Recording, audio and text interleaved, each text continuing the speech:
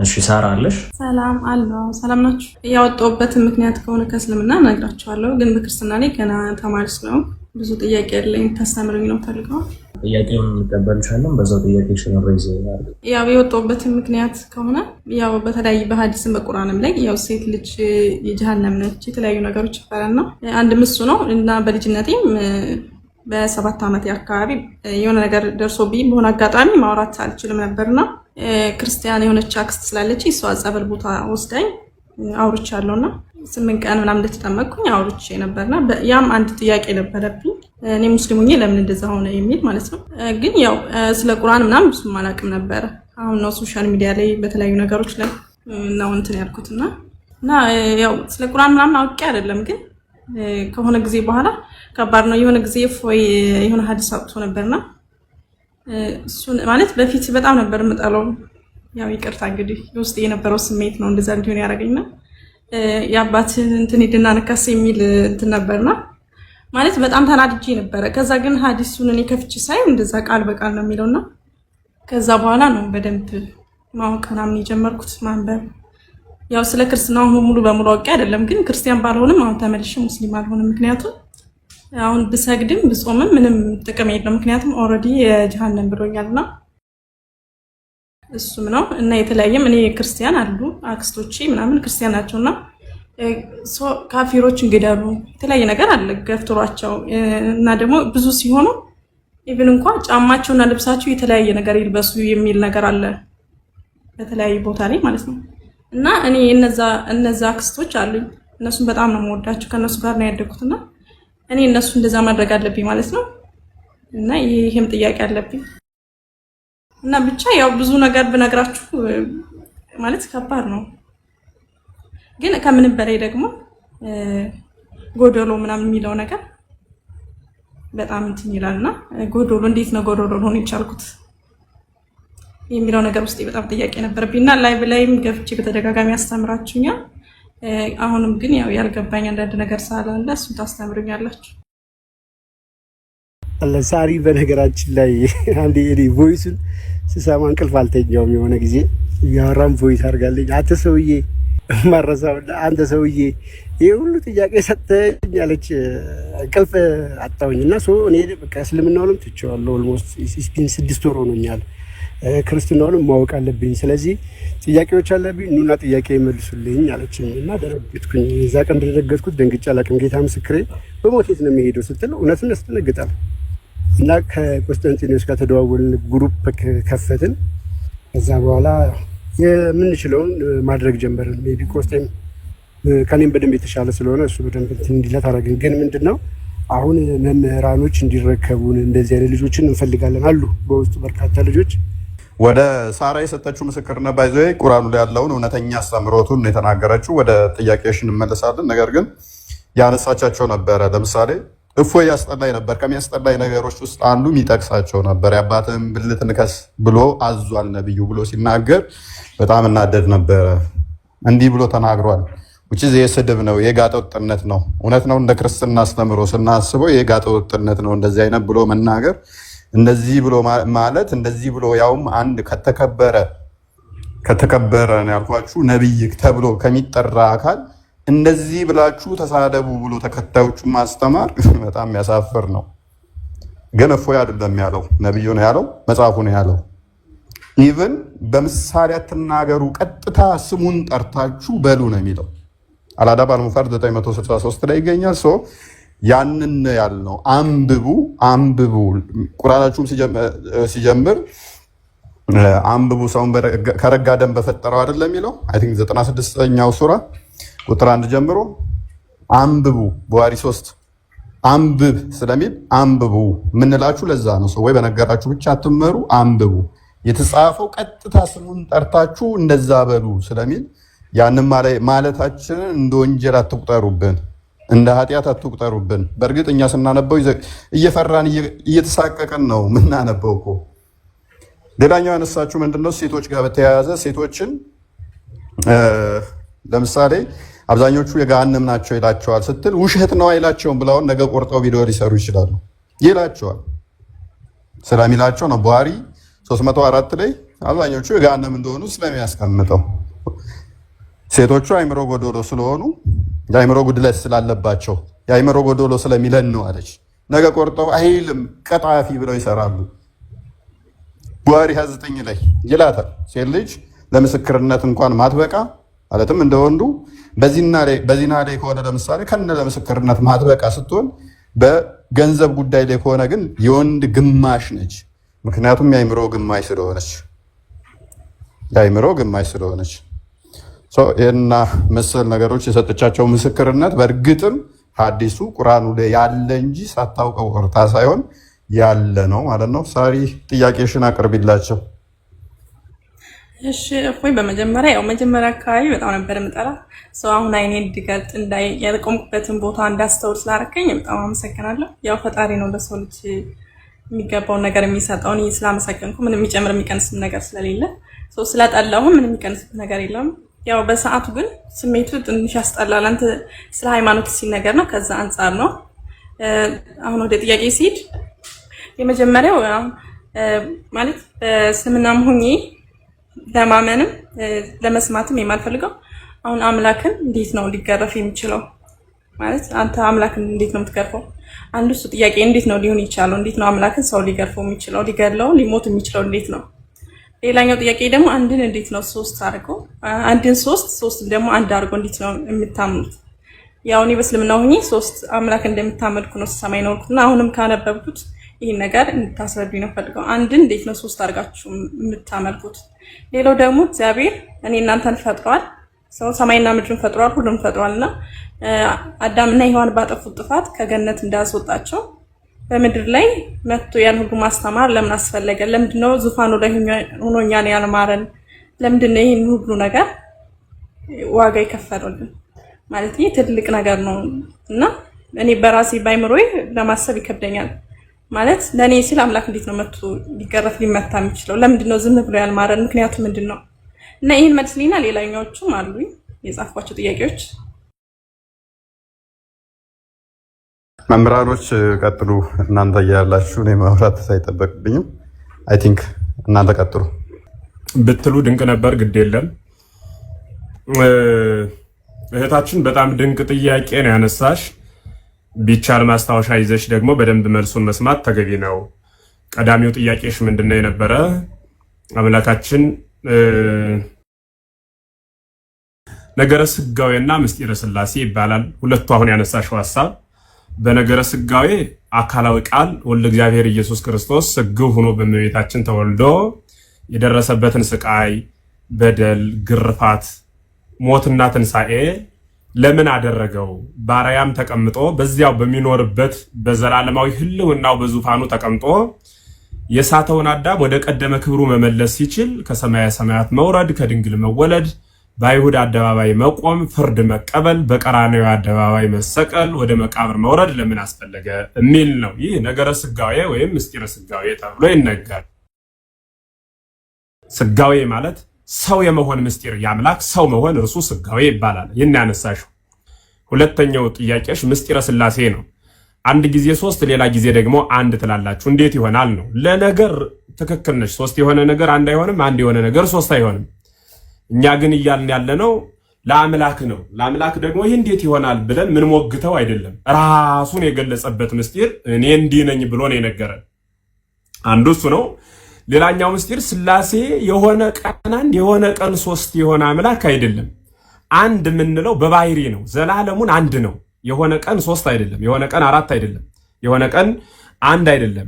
ይቅርታ ሶስት አይደለም። ስለዚህ ምንድነው ማለት? ዘላለም አንድ ነው። በህልውና ዘላለም አንድ ነው። በአገዛዝ ዘላለም አንድ ነው። በስም ዘላለም ሶስት ነው። በግብር ዘላለም ሶስት ነው። ሌላም በመሳሰሉት ሶስት ብለን ምንናገርበት አለ። አንድ ብለን ምንናገርበት አለ። አንድነቱ ወደ ሶስትነት አይፈልስም፣ ወይም ደግሞ አንድነቱ በሶስትነት አይሰነጠቅም። ሶስትነቱ ደግሞ በአንድነት አይጠቀለልም። ዘላለም የሚኖር አንድነት፣ ዘላለም የማይጠፋ ሶስትነት ማለት ነው። ይህ ነው ምስጢረ ሥላሴ የሚባለው። ምክንያቱም እግዚአብሔር ራሱን የገለጸበት ነው። ለምሳሌ አብ የራሱ የሆነ እንላለን። እንዲህ ያለ ማለት ግን አብ የራሱ የሆነ ፍጹም ገጽ፣ ፍጹም መልክ፣ ፍጹም አካል አለው አለ ማለት ግን አብ የራሱ ልብ፣ የራሱ ቃል፣ የራሱ እስትንፋስ አለው እያልን አይደለም። ቃሉ ወልድ ነው፣ እስትንፋሱ መንፈስ ቅዱስ ነው። አብ በራሱ ልብነት፣ በወልድ ቃልነት፣ በመንፈስ ቅዱስ እስትንፋስነት ሕያው ሆኖ የሚኖር ነው። ወልድም በራሱ ቃልነት፣ በአብ ልብነት፣ በመንፈስ ቅዱስ ሕይወት ወይም እስትንፋስነት ሕያው ሆኖ የሚኖር ነው። መንፈስ ቅዱስም እንዲሁ በራሱ ሕያውነት፣ በአብ ልብነት፣ በወልድ ቃልነት ሕያው ሆኖ የሚኖር ነው ማለት። ይህ የረቀቀ ምስጢር ነው። እንዴት ይሆናል ካልሽኝ ይህ የሚታመን ነው። እንዴት ለምን እንዲህ ትሆናለህ ብለን ምንሞግተው ለምን እንዲሆንክ ብለን ምንከራከረው አይደለም። ለምን ከተባለ ይህ ምስጢር እግዚአብሔር ነው። ምስጢር እግዚአብሔር ደግሞ ከሰዎች ሕሊና የተለየ በራሱ የሚወሰን ስለሆነ ራሱ በገለጸልን መጠን እንዲያናምናለን። ለምን እኛ ባሰብነው ልክ ሆነ ሲባል ከተባለ የፈጠረን እሱ እንጂ እኛ አይደለም። ያው ያለውት የፈጠርነውን ይህን ያህላል ይህን ይመስላል ብለን ልንናገርለት እንችላለን። ለምሳሌ ለምን ይህን ያህል ክብደት ሆነ፣ ለምን ይህን ያህል ኪሎ ሆነ ብለን መናገር እንችላለን። ለምን ከተባለ ያን ኃይል ያን አካል ያመጣ ነው እኛ ስለሆን ማለት ነው። እኛ ስለሆን ኔትወርክ ቀይ ያበራብኝ ነው። እንደሚሰማ ግን ምልክት ስጡኝ። ኮሜንቱም ዝግ ስለሆነ ይሰማል አይደል? ክርስቶፎር ይሰማል። በጣም ድንቅ። ስለዚህ የሆነ እኛ አይደለንም ያመጣ ነው፣ ያመጣን እርሱ ነው። እርሱ ደግሞ ሲያመጣን በባህሪ በህልውና በአገዛዝ በስልጣን በመለኮት አንድ የሆንሁ ዳሩ ግን ደግሞ ሶስት አካላት ሶስት ግብር ሶስት የሆነ ደግሞ ስም ያለኝ ነኝ ብሎ ሶስት አካል ያለኝ ነኝ ብሎ ራሱን ለቅዱሳን በገለጸበት ምስጢር በዚያ የምናመልከው ነው ማለት ነው። ምስጢረ ሥላሴ የሚባለው ይሄ ነው። ይህ ማለት ግን ሶስት አማልክት አለን ማለት አይደለም። ሶስት አካላት አለን እንጂ አምላክ ግን አንድ ነው። ሶስት አካል ሆኖ እንዴት አንድ አምላክ ይሆናል ካልሽኝ፣ ሶስት አካል ሆኖ አንድ አምላክ የሆነ እርሱ ብቻ ነው። ልብ በይ። ሶስት አምላክ የሆነ ደግሞ አንድ አምላክ ማለት ሶስት አካል የሆነ ደግሞ አንድ አምላክ የሆነ እርሱ ብቻ ነው ማለት ነው። ማን ከተባለ እርሱ እግዚአብሔር ነው። ከምንለው ጸሎታችን አንዱ ሊቃውንቱ ሲተረጉሙ ምንድነው? በቅድስት ሥላሴ ማለት ልዩ ሶስት ማለት ነው። ልዩ ሶስት ማለት ከሌላ ሶስት ጋር የማትገጥም ማለት ነው። ሌላ ሶስት ነገር ብንቆጥር አንድ ቢነሳ ሁለት ይቀራል፣ የተለያየ ነገር ይሆናል። አንዱ ፊት የመጣ አንዱ በኋላ የተገኘ ሊሆን ይችላል። በእነርሱ ዘንድ ግን አብ አባት ስለሆነ ወልድ ልጅ ስለሆነ ከመንፈስ ቅዱስ ከአብ የማያንስ ትክክል የሆነ ብላ ቤተክርስቲያን ታስተምራለች። ምስጢረ ሥላሴ ነገ ከነገ በኋላ እየተማር ስትሄድ የሚገለጽልሽ ነው ማለት ነው። ወደ ነገረ ሥጋዌ ስመጣ ለምንድን ነው አዳም በደለ? አዳም ከበደለ በኋላ ቃል ገባለት፣ መጦ ተወለደ። መጦ ከሚወለድ ቃልም ከሚገባ ዝም ብሎ ባለበት አያድነውም ነበር ወይ ብለሽ ላነሳሽው ጥያቄ ረቂቅ ምስጢር ነው ያለው። ይህ ምስጢር ምንድን ነው? አዳም አትብላ የተባለውን ዕፀ በለስ በላ። ይህን ዕፀ በለስ ሲበላ ከመብላቱ በፊት እግዚአብሔር ትእዛዝ ሰጥቶታል ለአዳም። ኦሪት ዘፍጥረት ምዕራፍ 2 ቁጥር 17 ስታነቢ ወይቤሎ እግዚአብሔር ለአዳም እምኩሉ ዕፅ ዘሃሎ ውስተ ገነት ብላ ወምጽእጽ ዘታሪቡ ሰናይ ወእኩይ ትብላ ምንውስ መበለት ትበልም ወተት መውት። በአማርኛ ልተርጉመው። እግዚአብሔርም አዳምን አለው በገነት ያለውን ሁሉ ብላ፣ ይችን ዕፅ ግን እንዳትበላ፣ ብትበላ የሞት ሞት ትሞታለህ ብሎ ነገረው። ልብ በሉ አትብላ፣ ብትበላ ደግሞ የሞት ሞት ትሞታለህ አለው። ማን ነው ባዩ? እግዚአብሔር። የሚባለው አካል ማን ነው? አዳም ነው። አዳም አሁን ይችን እንጨት በላ። እግዚአብሔር መሐሪ ነው። ልብ በሉ፣ እግዚአብሔር መሐሪ ነው። እንዳይምረው የሞት ሞት ትሞታለህ ብሎታል። እንዳይገለው መሐሪነቱ ሊቀር ነው። ልብ በሉ፣ እንዳይምረው ፍርዱ ሊታጠፍ ነው። ደግሞ እንዳይተወው ደግሞ የሞት ሞት ትሞታለህ ብሎታል። እግዚአብሔር መሐሪነቱም የማይቀርበት ፍርዱም የማይቀርበት ቀጭን ጎዳና አበጀ ማለት ራሱን ሰው አደረገና የአዳምን ሞት በራሱ ተሸከመና ነሳ ደዌነ ወጾረ ሕማመነ እንዲል ኢሳይያስ ደዌያችንን ያዘ ሕማማችንን ተሸከመ እንዲሉ ነቢያት የአዳምን ደዌ አድርጎ የአዳምን ፍርድ በራሱ ላይ ተሸከመ። ይህ ማለት እንደ መሐሪነቱ አዳምን ማረው፣ እንደ ፈራጅነቱ ፍርዱን በራሱ ላይ ተሸከመ። አምላክ ለምን ተደበደበ? ለምን ቆሰለ? ለምን በፍጡር እጅ ወደቀ ሲባል አዳምን የሞት ሞት ትሞታለህ ስላለው የአዳምን ሞት ለመሸከም በራሱ ላይ ራሱን ሰው አደረገ ማለት ነው። ቃል ስለገባ አይደለም፣ የሆነ ነገር ስለሆነ አይደለም። የሞት ሞት ትሞታለህ ስላለው የአዳምን ሞት ሞተለት። እንደ መሐሪነቱ ማረው፣ እንደ ፈራጅነቱ በራሱ ላይ ፈረደ። ግልጽ ነው አይደል እህቴ? እንደ ፈራጅነቱ የፈረደው በራሱ ላይ ነው። እንደ መሐሪነቱ የማረው ማንን ነው? አዳምን ነው ማለት ነው። ይህ ምስጢር የተራቀቀበት ነው። ነገረ ስጋዌ የሚባለው ያ ነው። የእግዚአብሔር ቸርነቱን የምናደንቅበት ፈጣሪ ሲሆን በፍጡር እጅ እንዲሁም አበው ሲተረጉሙ እግዚአብሔር ዓለምን ከፈጠረበት ጥበቡ ይልቅ ሰው ሆኖ ያዳነበት ጥበቡ እጅጉን ይረቃል ይደንቅማል ይላሉ። ምን ማለት ነው? ዓለምን መፍጠር የፈጣሪ ስራ ነው። ዓለምን መመገብ፣ ዓለምን ማሳለፍ፣ ዓለምን ማኖር የፈጣሪ ስራ ነው። አይደንቅም? የአንበሳ ስራው መስበር፣ መግደል፣ መብላት ነው በጎችን ሲያገኝ። ይህ አንበሳ ስራ ነው።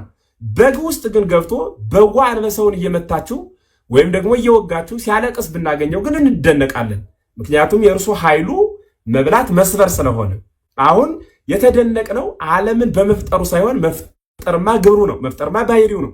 የተደነቅነው በፈጠረው ፍጡር ውስጥ ውህድ ሆኖ መጥቶ ተገኝቶ የፍጡርን ስጋ ተሸክሞ ዓለምን ማንቀጥቀጥ ሰማያትን መክፈት የሚችለው አምላክ እርሱ ግን ተጠማሁ እያለ ኤፍራጥስና ግዮንን የፈጠረ አምላክ የተጠማበት ምስጢር የተራቀቀበት ይህ በደለ አዳምን የተሸከመበት ምስጢር ነው ማለት ነው።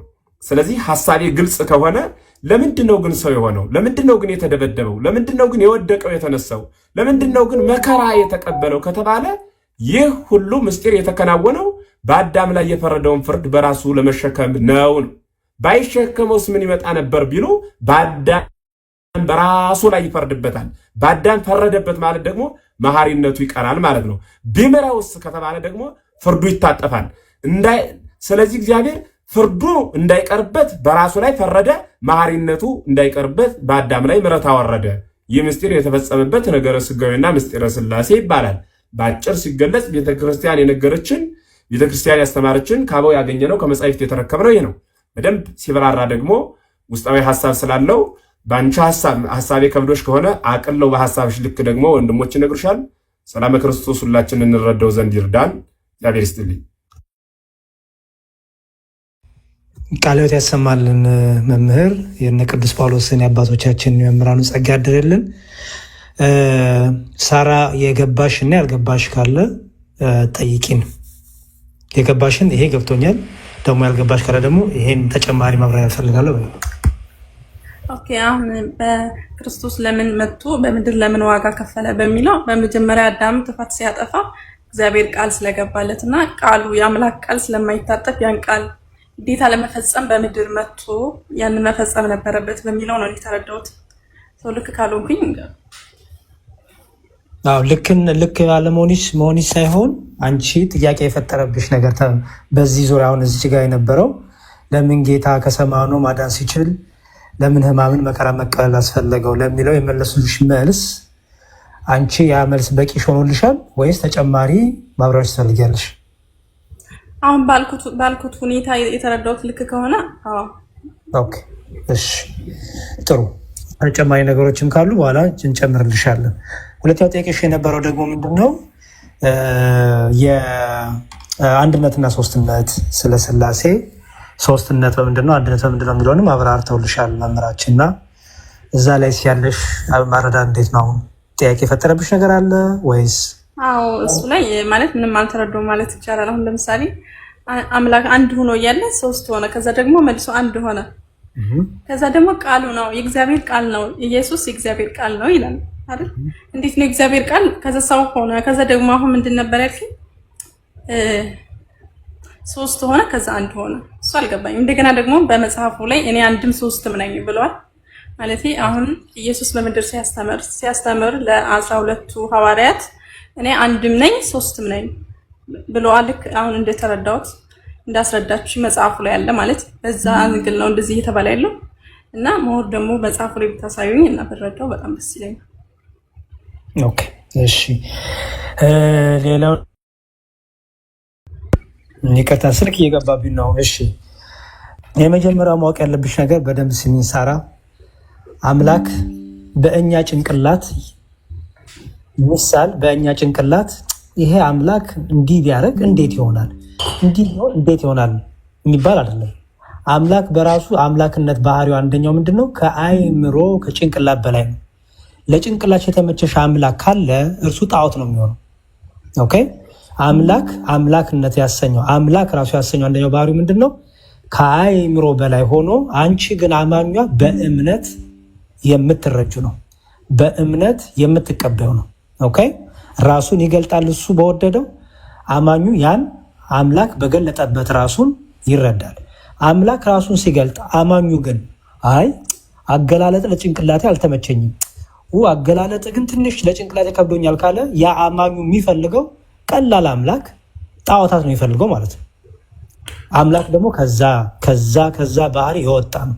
ስለዚህ እሱን በደንብ ልታስፈ ያስፈልጋል። ኦኬ ሰው እኛ የምናወራው እግዚአብሔር ስለ ክርስቲያኖች በመገለጡ እግዚአብሔር ራሱ እንዴት ገለጠ ትልቁ ይሄ ነው። በቃ ሶስትነት አንድነት ስንል አሁን አንቺ እንደለመድሽው ወይ እንደለመር ነው በተለምዶ 1 2 3 ከዛ ደግሞ አንድ ሲታሰብ በአይምሮ 1 እና 3 እኮ ምናምን ታያለሽ አይደል? ይሄ አይምሮ ነው የሚለው። ታዲያ 1 እና 3 ሲባል ግን እንደዚህ እንደምንቆጥረው ዓለማዊ ቁጥር እንደምንቆጥረውና 1 3 እያልን አንድነትና ሶስትነት ስንል ምን ማለት ነው ሲባል ሶስትነቱ እንዴት ነው እግዚአብሔር የገለጠው? አንድነቱ እንዴት ነው የገለጠው? እኛ በሚቀለን መልኩ ሰዎች በሚረዱት መልኩ ስናብራራው እሱን ላሰማሻው። የመጀመሪያው እግዚአብሔር ሶስት ነው ስንል እግዚአብሔር ሶስት መለኮት ነው እያልን አይደለም። እግዚአብሔር ሶስት ነው ስል ራሱን በምንገለጠልን በስም ሶስት እንደሆነ ገለጠልን። ማን ብሎ? አብ፣ ወልድ፣ መንፈስ ቅዱስ። እግዚአብሔር አብ፣ እግዚአብሔር ወልድ፣ እግዚአብሔር መንፈስ ቅዱስ። በብሉይ ኪዳን እግዚአብሔር እያሉ ይጠሩታል አባቶቻችን። በሐዲስ ኪዳን ደግሞ ልጁን ገለጠልን። ልጁን በመግለጡ ደግሞ እግዚአብሔር አብ እንደሆነ ወይም አባት እንደሆነ፣ ወልድ የሚባል ልጅ እንዳለው፣ መንፈስ ቅዱስ የሚባል ደግሞ ሕይወት እንዳለ፣ ሰራጺ እንዳለ ደግሞ ተማርን ማለት ነው። እግዚአብሔር ራሱን ገለጠልን። ስለዚህ በስም ሶስት ነው እንላለን። በምን? አብ፣ ወልድ፣ መንፈስ ቅዱስ በስም ሶስት። በደንብ አስተው የምናገረው እንዳለ ይህን የምናገረው መጽሐፍ ቅዱስ ተሻለው። ከዛ እግዚአብሔር በግብር ደግሞ ሶስት ነው። በግብር ሶስት ነው ማለት ነው። አብ አባት ነው። አብ ልጅ አይደለም። አብ አባት ነው። የባህሪ ልጅ አለው። ማን የሚባል? ወልድ የሚባል። ኦኬ የባህሪ ልጅ ማለት ነው አብን መስሎ አብን አክሎ አብን ተካክሎ ከአብ እኩል የሆነ ማለት ነው። ኦኬ የባህሪ ልጅ ይባላል። ወልድ። ከዛ ደግሞ መንፈስ ቅዱስ አለ። ከአብ የሚወጣ ከአብ የሚሰርጽ ወይም መንፈስ ቅዱስ የአብና የወልድ ሕይወት እስትንፋስ የተባለው ማለት ነው። ስለዚህ በግብር ሶስት ነው ማለት ነው። አብ ወልድ አይደለም፣ ወልድ አብ አይደለም። ስለዚህ ስንት አካል አለ አለን? ሶስት አካል አለ ማለት ነው። ስለዚህ አብ ወልድ ስላልሆነ አብ የወልድ አባቱ ነው፣ ወልድ የአብ የባህሪ ልጁ ነው። ምክንያቱም ኢየሱስ ክርስቶስ በመጽሐፍ ቅዱስ አንተ ማነህ ሲሉት እኔ የአብ ልጅ ነኝ ይላል። አስተውይ። አንተ ማነህ ሲባል እኔ የአብ ልጅ ነኝ ይላል። ከዛ ደግሞ እኔ ደግሞ የሰው ልጅ ነኝም ይላል ጌታ። የሰው ልጅ የተባለው ለምንድን ነው? ከድንግል ማርያም ስለተወለደ በስጋ ማርያም ስለተገለጠ የሰው ልጅ ይባላል። ግን ደግሞ አስቀድሞ እሱ ታዲያ የት ነበረ ቢባል በክብሩ ከአባቱ ጋር ነበረ። ይህንን ደግሞ ሲናገር እኔ ከአባቴ ዘንድ ወጥቼ መጥቻለሁ አለ ጌታ። ጥቅሶቹን አሁን እሰጥሻለሁ ማለት ነው። እኔ ከአባቴ ዘንድ ወጥቼ መጥቻለሁ አለ። ስለዚህ አባቴ ብሎ ይጠራዋል አብን። ራሱ ወልድ። መቼ ነው አባቴ ያለው? ከድንግል ማርያም ሲወለድ አይደለም፣ አስቀድሞም አባቴ ነበር እያለ ነው ጌታ። ስለዚህ በግብር ሶስት ነው ማለት ነው። አብ የወልድ አባት ነው። ወልድ የአብ የወልድ አባት ነው። ወልድ የአብ ልጅ ነው። መንፈስ ቅዱስ ሰራጺ ነው፣ ከአብ የሚወጣ ነው እንዳለ ማለት ነው። ይሄ ግብር ምን ነው? ከዛ ደግሞ የስም አልን፣ ግብር አልን፣ ከዛ አካል አልን። የአካል ሶስትነት ማለት አብ አካላዊ ነው። አብ አካላዊነት ማለት እኔነት አለው ማለት ነው። እኔ ባይ ነው ማለት ነው። ኦኬ ፐርሰን ነው ማለት ነው። ወልድም አካላዊ ነው፣ እኔ ባይ ነው። መንፈስ ቅዱስም እኔ ባይ ነው። ኦኬ ስለዚህ ሶስት አካል አለ ማለት ነው። ሶስት ስም፣ ሶስት ግብር፣ ሶስት አካል። እስካሁን ድረስ አስተዊ ሶስት መለኮት፣ ሶስት አምላክ አላልኩም። እሺ እስካሁን እያወራ ያሉት ምንድን ነው?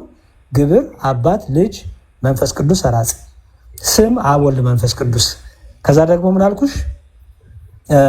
ስም አካል እና ግብር። አካል ደግሞ አብ ፍጹም አካል ፍጹም ገጽ፣ ወልድ ፍጹም አካል ፍጹም ገጽ፣ መንፈስ ቅዱስ ፍጹም አካል ፍጹም ገጽ፣ እኔነት ማለት ነው አለ። ወደ መለኮት ስትመጪ ግን ወደ አምላክነት፣ ወደ መለኮትነት፣ ወደ ፈጣሪነት፣ ወደ ገዢነት፣ ይህን ዓለም ወደ መፍጠር፣ ይህን ዓለም ወደ ማሳለፍ፣ ወደ ፍቃድ፣ ወደ እውቀት ስትመጪ ግን አንድ ነው እንላለን። የተለያየ እውቀት የለም፣ የተለያየ ፈቃድ የለም፣ የተለያየ መለኮት የለም፣ የተለያየ አምላክ የለም። አንድ አምላክ፣ አንድ መለኮት፣ አንዲት ስልጣን፣ አንዲት አገዛዝ፣ በሶስቱ ስም አንድ መለኮት፣ በሶስት ግብር አንድ እግዚአብሔር፣ በሶስት አካል አንድ መለኮት እንላለን ማለት ነው። ይህን ሁሉ በመጽሐፍ ቅዱስ አሳየኝ ካልሽኝ አሳይሽ። ትልቁ ያሉን ጥቅስ እያልሽ ነው አይደለ? አልነገርከኝም እስካሁን ጥቅስ። አይ ኖ እኮ ልትይዥ ነው ወይ ማለት ነው። ምክንያቱም ቅድም ቃል በቃል መመር ያሉትን ነገሮች ስደግሚ ስላልሰማው በደንብ ተከታተይም ብዬ ነው። እሺ ኦኬ፣ ልጀምር። አሁን እንግዲህ ከዘፍጥረት ልጀምርልሽ። ለምን እስልምናን ተውኩት የሚለውን አንዴ ርዕሱን ወደ ጎን አድርግልኝ። ዲቫረሱን ጠጋርግላቸው ዲያቆን ካልተመቾት ዲያቆን እኔ እያወጣሁለት እርሱ መናገር ይችላል። እሺ እሱም ጥሩ ሀሳብ። እንዲሁም ስልኬን ወደ ደረታች ከማድረግ እሺ፣ ኮንሰንትሬት የትልቁ ላይ ሆነ አንዴ ትልቁ ላይ አርጎኛ ጀማ በእጄ ስለሆነ ጥሩ፣ እንዲሁም ጥሩ ሀሳብ። እሺ የመጀመሪያው ዘፍጥረትን ነው ማሳየሽ። ኦኬ አሁን በደንብ አስተውይ። እግዚአብሔር ጥበብ ማስተዋል እኔም ላንቺም ይግለጥልን። ምንድነው የሚለው? ኮመንት ላይ ሀሳብሽ እንዳይበተን ቃሉ ላይ ብቻ ሁኚ። እሺ በመጀመሪያ እግዚአብሔር ሰማይና ምድርን ፈጠረ ይላል። በመጀመሪያ ማን ሰማይና ምድርን ፈጠረ? እግዚአብሔር። ምድርን ባዶ ነበረች፣ አንዳችም አልነበረባትም፣ ጨለማን በጥቁ ላይ ነበር፣ የእግዚአብሔር መንፈስ በውሃ ላይ ሰፎ ነበር ይላል። ምን አገኘን? እግዚአብሔር ሰማይና ምድርን ፈጠረ። ቀጥሎ ደግሞ የእግዚአብሔር መንፈስ ደግሞ ይላል። ያሹ እዚህ ጋር የእግዚአብሔር መንፈስ አለ፣ ደግሞ እግዚአብሔር ይላል፣ የእግዚአብሔር መንፈስ ይላል ደግሞ። ኦኬ ቅድም ቤሽ ነበረ መንፈስ ቅዱስ ቤሽ አልነበረ? እግዚአብሔር መንፈስ ቅዱስ፣ የእግዚአብሔር መንፈስ በውሃ ላይ ሰፎ ነበር ይላል። ኦኬ ከዛ ደግሞ እግዚአብሔርም ደግሞ ይላል ብርሃን ይሁን አለ፣ ብርሃንም ሆነ ይላል። እሺ አሁን ይሄ ሁሉ ገና ፍጥረት እየተፈጠረ ነው። ፈጣሪ እግዚአብሔር ፍጥረትን እየፈጠረ ነው። አሁን እዚህ ውስጥ እግዚአብሔር ይሁን ብሎ ሲፈጠር ታያለሽ፣ በቃሉ ሲፈጠር አይደል? አሁን በቃሉ ሲባል ደግሞ ምን ማለት ነው የሚለው ደግሞ በኋላ ስለመጣበት በደንብ አስምሪባት። በቃሉ ሲፈጠር ታያለሽ። መንፈስ ቅዱስን ደግሞ በዚህ መፍጠር ውስጥ ደግሞ አለ። አይሽ አይደል? ምክንያቱም የእግዚአብሔር መንፈስ ይላል። ኦኬ በደንብ አስተያየ የእግዚአብሔር መንፈስ። ኦኬ አሁን እግዚአብሔር አለ፣ የእግዚአብሔር መንፈስ አለ፣ ደግሞ የእግዚአብሔር ቃል አለ አይደል? ሁሉን ብርሃን ይሁን እያለ እየፈጠረ ያለው ማለት ያው ሁን የሚልበት ቃል አለው ማለት ነው። አይ ቃል እንደ ቃል ሲባል ምን እንደሆነ አላሳይሽ ነው ገና። ኦኬ እግዚአብሔር አለ፣ የእግዚአብሔር መንፈስ አለ፣ ከዛ ደግሞ የእግዚአብሔር ቃል አለ ማለት ነው። ኦኬ የእግዚአብሔር ቃል ንግግር አይደለም፣ ፈጣሪ ነው፣ አድራጊ ነው። ምክንያቱም በቃሉ አይደለም የሚፈጥረው። አሁን ብርሃን ሁን ሲለው ሆነ ማለት አሁን ሆነ የሆነበት ቃሉ ማለት ነው። ቃሉ ፈጣሪ ነው። ኦኬ የእግዚአብሔር አይደለም፣ ምክንያቱም በቃሉ አይደለም የፈጠረው። ስለዚህ የእግዚአብሔር ቃል ምንድነው ማለት ነው? ፈጣሪ ነው፣ ሰሪ ነው አይደለም። በኋላ ይሄ ቃል ምን እንደሆነ ላሳይ ስለፈለኩኝ ነው። ኦኬ የእግዚአብሔር መንፈስን አገኘን፣ የእግዚአብሔር ቃልን አገኘን፣ እግዚአብሔርን አገኘን አይደል? በጣም መልካም። እሺ እዛው ዝቅ ብሎ ሚላን መሰለሽ እግዚአብሔርም አለ ይላል። እግዚአብሔር ደግሞ አለ ምን አለ? ሰውን በመልካችን እንደ ምሳሌያችን እንፍጠር አለ። አስተዊ ተናጋሪ ማለት ነው እግዚአብሔር አይደል? ግን ሲናገር ምን አለ? ሰውን በመልኬ እንደ ምሳሌ አለ። እንደ ምሳሌያችን በመልካችን እና እንደ ምሳሌያችን ከዛ ደግሞ ይላል እንፍጠር አይደል? እንፍጠር ሲል አሁን አንድ አይደለም ጎበዝ። ሰውን በመልካችን እንደ ምሳሌያችን አሁን በእስልምና አላህ በብዙ ሲያወራ በብዛት ሲያወራ ራሱን በብዙ ሲያወራ ምን ነበር የተማርሹ? ራሱን እያላቀ እያገዘፈ አይደል? በክርስትናው እንደዛ ብሎ ነገር የለም። እግዚአብሔር ራሱን ማላቅ ማግዘፍ አይጠበቅበትም። እኛ እናገነዋለን፣ እኛ እናገዝፈዋለን እንጂ እግዚአብሔር እኛ እያለ እንደ ምድራዊ ነገስታት እኛ እያለ ራሱን ማላቅ ማግዘፍ አይጠበቅበትም። እግዚአብሔር እኛ እያለ ሲናገር ሶስትነቱ እየተናገረ ነው። መንፈስ ቅዱስን እየተናገረ ነው። አብን እየተናገረ ነው። አካላዊ ቃልን በስጋ ከመገለጡ በፊት ማለት ነው። ኋላም ከስጋ ተገለጠ በኋላ ደግሞ ወልድን እየተናገረ ነው እንጂ ይሄ ለሰክሽያ ወይ ምንድነው ራስን ለማላቅ ራስን ለማግነን አይደለም። ገባሽ? እኛ ፍጥረቱን እናገነዋለን እንጂ እግዚአብሔር ራሱን ለማግነን ከማን ጋር ይወዳደራል? እግዚአብሔር ይወዳደራል? አይ ራስን እስቲ ስታስቢ አምላክ ራሱን ለማግነን ራሱን ለማላቅ መጣጣር አለበት እንዴ? ከማን ጋር ይወዳደራል? አምላክ ከማንም ጋር ይወዳደራል ማለት። ስለዚህ በእኛ እግዚአብሔር እኛ እኔ እያለ ሲያወራ አንድነቱን፣ እኛ እያለ ሲያወራ ደግሞ ሶስትነቱን። አሁን ለዚህ ነው ቅድም ብዬሻለሁ፣ የእግዚአብሔርን ነገር መገለጡን ነው የምናምነው እኛ። ገባሽ? ጭንቅላቴ የሚመቸኝን አይደለም ማምነው። ጭንቅላቴ የሚመቸኝማ ቀላል አምላክ ነው። በጭንቅላቴ የሚደርስበትማ ቀላል አምላክ ነው። ያ ደግሞ ጣዖት ነው። ለጭንቅላቴ የሚመቸኝ አምላክ ከፈለኩ ክርስትናው የሚጠይቅሽ ከአንቺ ምንድን ነው? እግዚአብሔር እንዴት ተገለጠ? ከዛ ነው የምንጀምረው። እኔ እንዴት ይቅለለኝ ሳይሆን እግዚአብሔር ራሱ እንዴት ገለጠ ነው። ስለዚህ እግዚአብሔርም አለ ምን አለ? ሰውን እግዚአብሔርም አለ ሲል አንድነቱ ይነግርሻል አይደል? እግዚአብሔሮችም አሉ አላለም ማለት እግዚአብሔርም አለ ምንም በል አይ መላክ አይደለም ፍጡር አይደሉ እንደነሱ። ስለዚህ ፍጡራን አይደሉም ማለት እዚህ ጋር እንፍጠር ተብለው ፍጡራን ይጠራሉ። አይ ታዲያ እንፍጠር ሲል እግዚአብሔር ምን ማለት ነው ስትይ፣ አሁን መልስ ላሰጥሽ ነው። እንፍጠር ሲል ከማንን ነው እንፍጠር እያለ ያለው ስትይ፣ መዝሙረ ዳዊት ላይ ይሄንን ግልጽ አድርጎ ያስቀምጥልሽ። መዝሙረ ዳዊት መዝሙር 33 ላይ እንዲህ ይላል። መዝሙር 33 ቁጥር 6 አሁን ቀላል ነው። አንቺ አይስተምርሽኛለሽ በደንብ በእግዚአብሔር ቃል ሰማያት ጸኑ፣ በእግዚአብሔር ቃል ሰማያት ጸኑ። በእግዚአብሔር ቃል ሰማያት ጸኑ ማለት ተፈጠሩ አይደለም ማለት ነው። ጸኑ ማለት ተፈጠሩ ማለት ነው፣ ተሰሩ ማለት ነው። በእግዚአብሔር ቃል ሰማያት ጸኑ፣ ሰራዊቶቻቸው ሙሉ፣ ሰራዊቶቻቸው ማለት የሚኖሩት ማለት ነው። ኦኬ ሰራዊቶቻቸው ሙሉ በአፍ ውስጥ ትንፋስ ይላል። እዚህ ጋር አሁን ፈጣሪ እግዚአብሔር ፈጣሪ ቃሉ ህይወት ሰጪ ደግሞ የአፍ ውስጥ ትንፋስ ይላል አይደል? አዎ ትንፋስ ማለት መንፈስ ቅዱስ ነው። አዎ እሱን ልመጣልሽ ጎበዝ። አሁን እዚህ ጋር እንፍጠር ሲል ማን እየሆነ እንደሆነ ገብቶሻል? እስትንፋስ ብሎ የሚጠራው ማለት ነው መንፈስ ቅዱስን። ቃል የሚለው ደግሞ ወልድ እንደሆነ አሳይሻለሁ። ምክንያቱም ይህ ዝም ብሎ ተራ ንግግር አይደለም አይደል? ይሄ ንግግር ቢሆን ኖሮማ ንግግር የሚሰራ ንግግር የሚፈጥር እንዴት ይሆናል አይደል? የእግዚአብሔር የራሱ ቃሉ ደግሞ የራሱ ቃሉ ደግሞ ምንድነው? ፈጣሪ ነው፣ አድራጊ ነው አይደል? ምክንያቱም ያው በቃሉ ተፈጠሩ አይደለም የሚለው ዓለማት ሁሉ በቃሉ ተፈጠሩ አይደል? ስለዚህ እንፍጠር ሲል እግዚአብሔር ቃሉን እና መንፈስ ቅዱስን እየተናገረ እንደሆነ ገባሽ አሁን? ምክንያቱም ፍጥረቱ ሁሉ የተፈጠረው በመንፈስ ቅዱስ ህይወትነት ሰጪነት አይደል? በእግዚአብሔር ቃል ፈጣሪነት።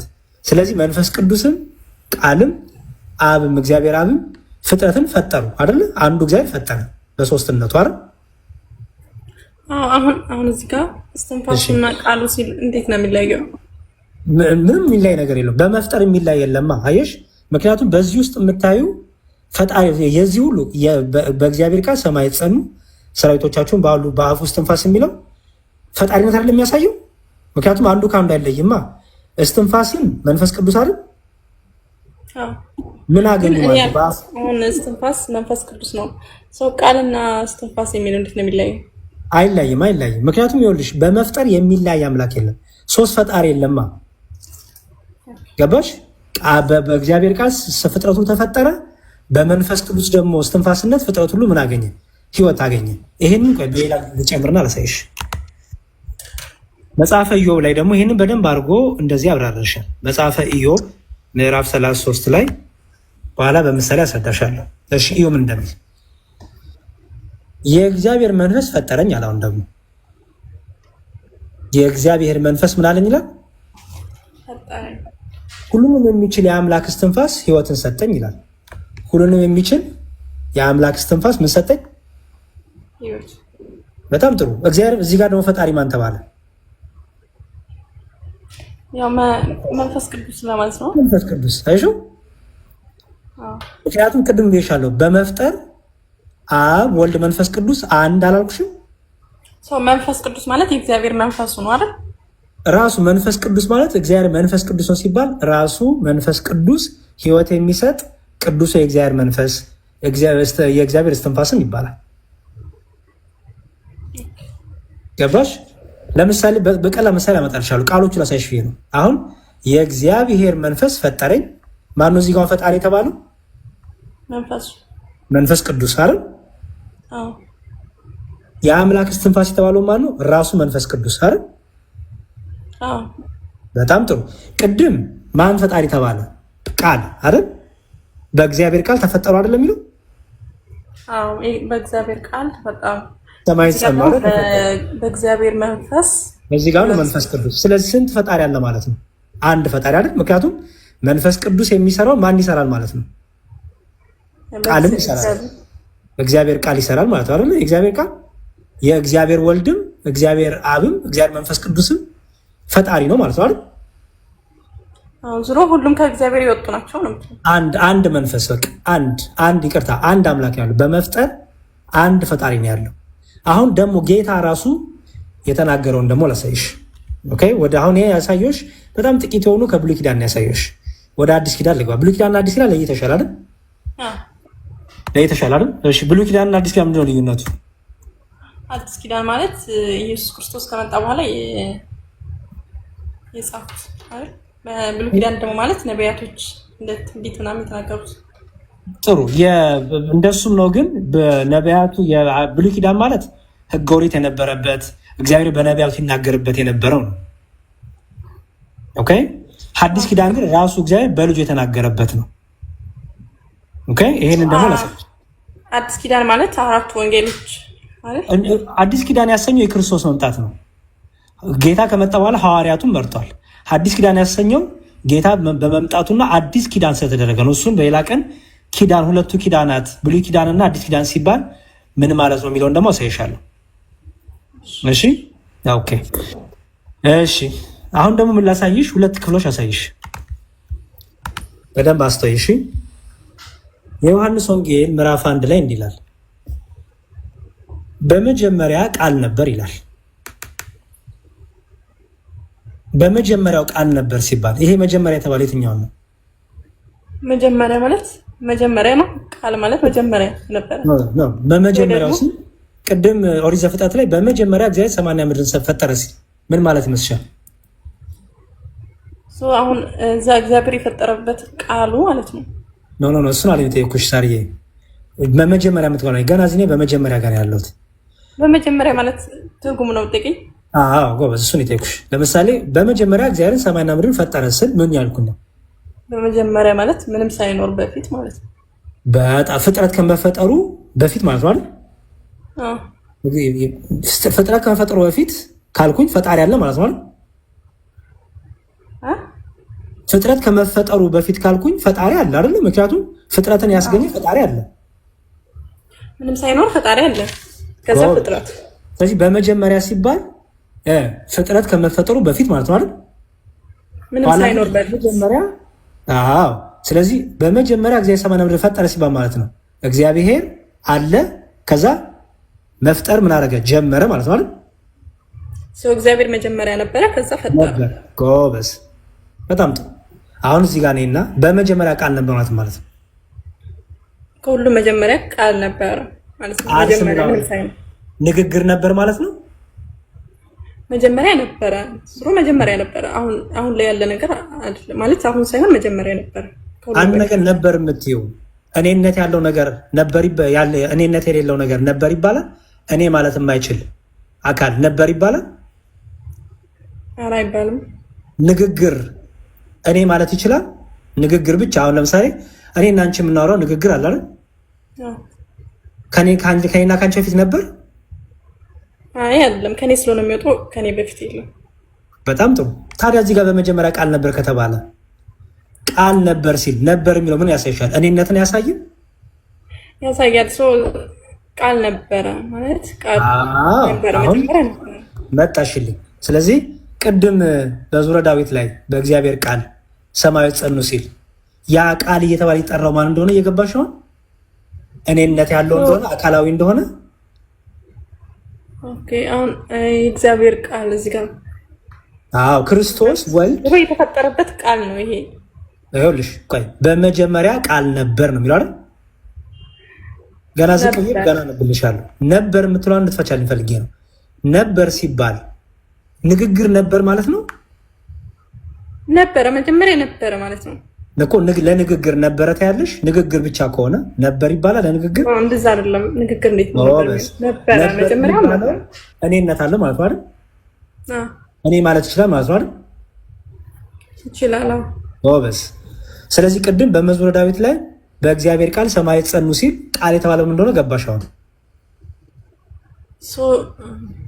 እንጃ ማለት ይሄ በዚህ ቃል ነው ሰማይ የጸናው ማለት ነው። አዎ ይሄው ቃል አድራጊ ነው ፈጣሪ ነው አልኩሽም ቅድም። ኦኬ ስለነበረ ይሄ ነው የፈጠረው ማለት ነው። ታችም እዚህ ዝግ ብላ ነው ይፈታልሻል። ይኸው ከዛ በመጀመሪያ ቃል ነበር፣ ቃልም ደግሞ ከማን ጋር ነበር አለ? በእግዚአብሔር ዘንድ ነበር። አይሹ እርሱ የነበረ እግዚአብሔር ከመጀመሪያም የነበረ ነው አይደል? በጣም ጥሩ። ስለዚህ ከእግዚአብሔር ጋር ነበር። ራሱ ደግሞ ቃልም ማን ነበር ይላል? እግዚአብሔር ነበር። በጣም ጥሩ። ቃልም እግዚአብሔር ነበር ካልሽ ይህ ቃል ማን ነው ማለት ነው? እግዚአብሔር ራሱ ቃል ማን ይባላል ስሙ? እግዚአብሔር ነው። አዎ ቃልም እግዚአብሔር ነበር ይላል እግዚአብሔር። እሺ ስለዚህ ቃል የሚለው ንግግር አይደለም ማለት አይደል? እኔ ባይነት። ምክንያቱም እግዚአብሔር ቃልም እኔ ባይነት አለው አይደል? እግዚአብሔር አዎ ጎበዝ። ስለዚህ ቃልም እግዚአብሔር ነበር። ይህ በመጀመሪያው በእግዚአብሔር ዘንድ ነበር።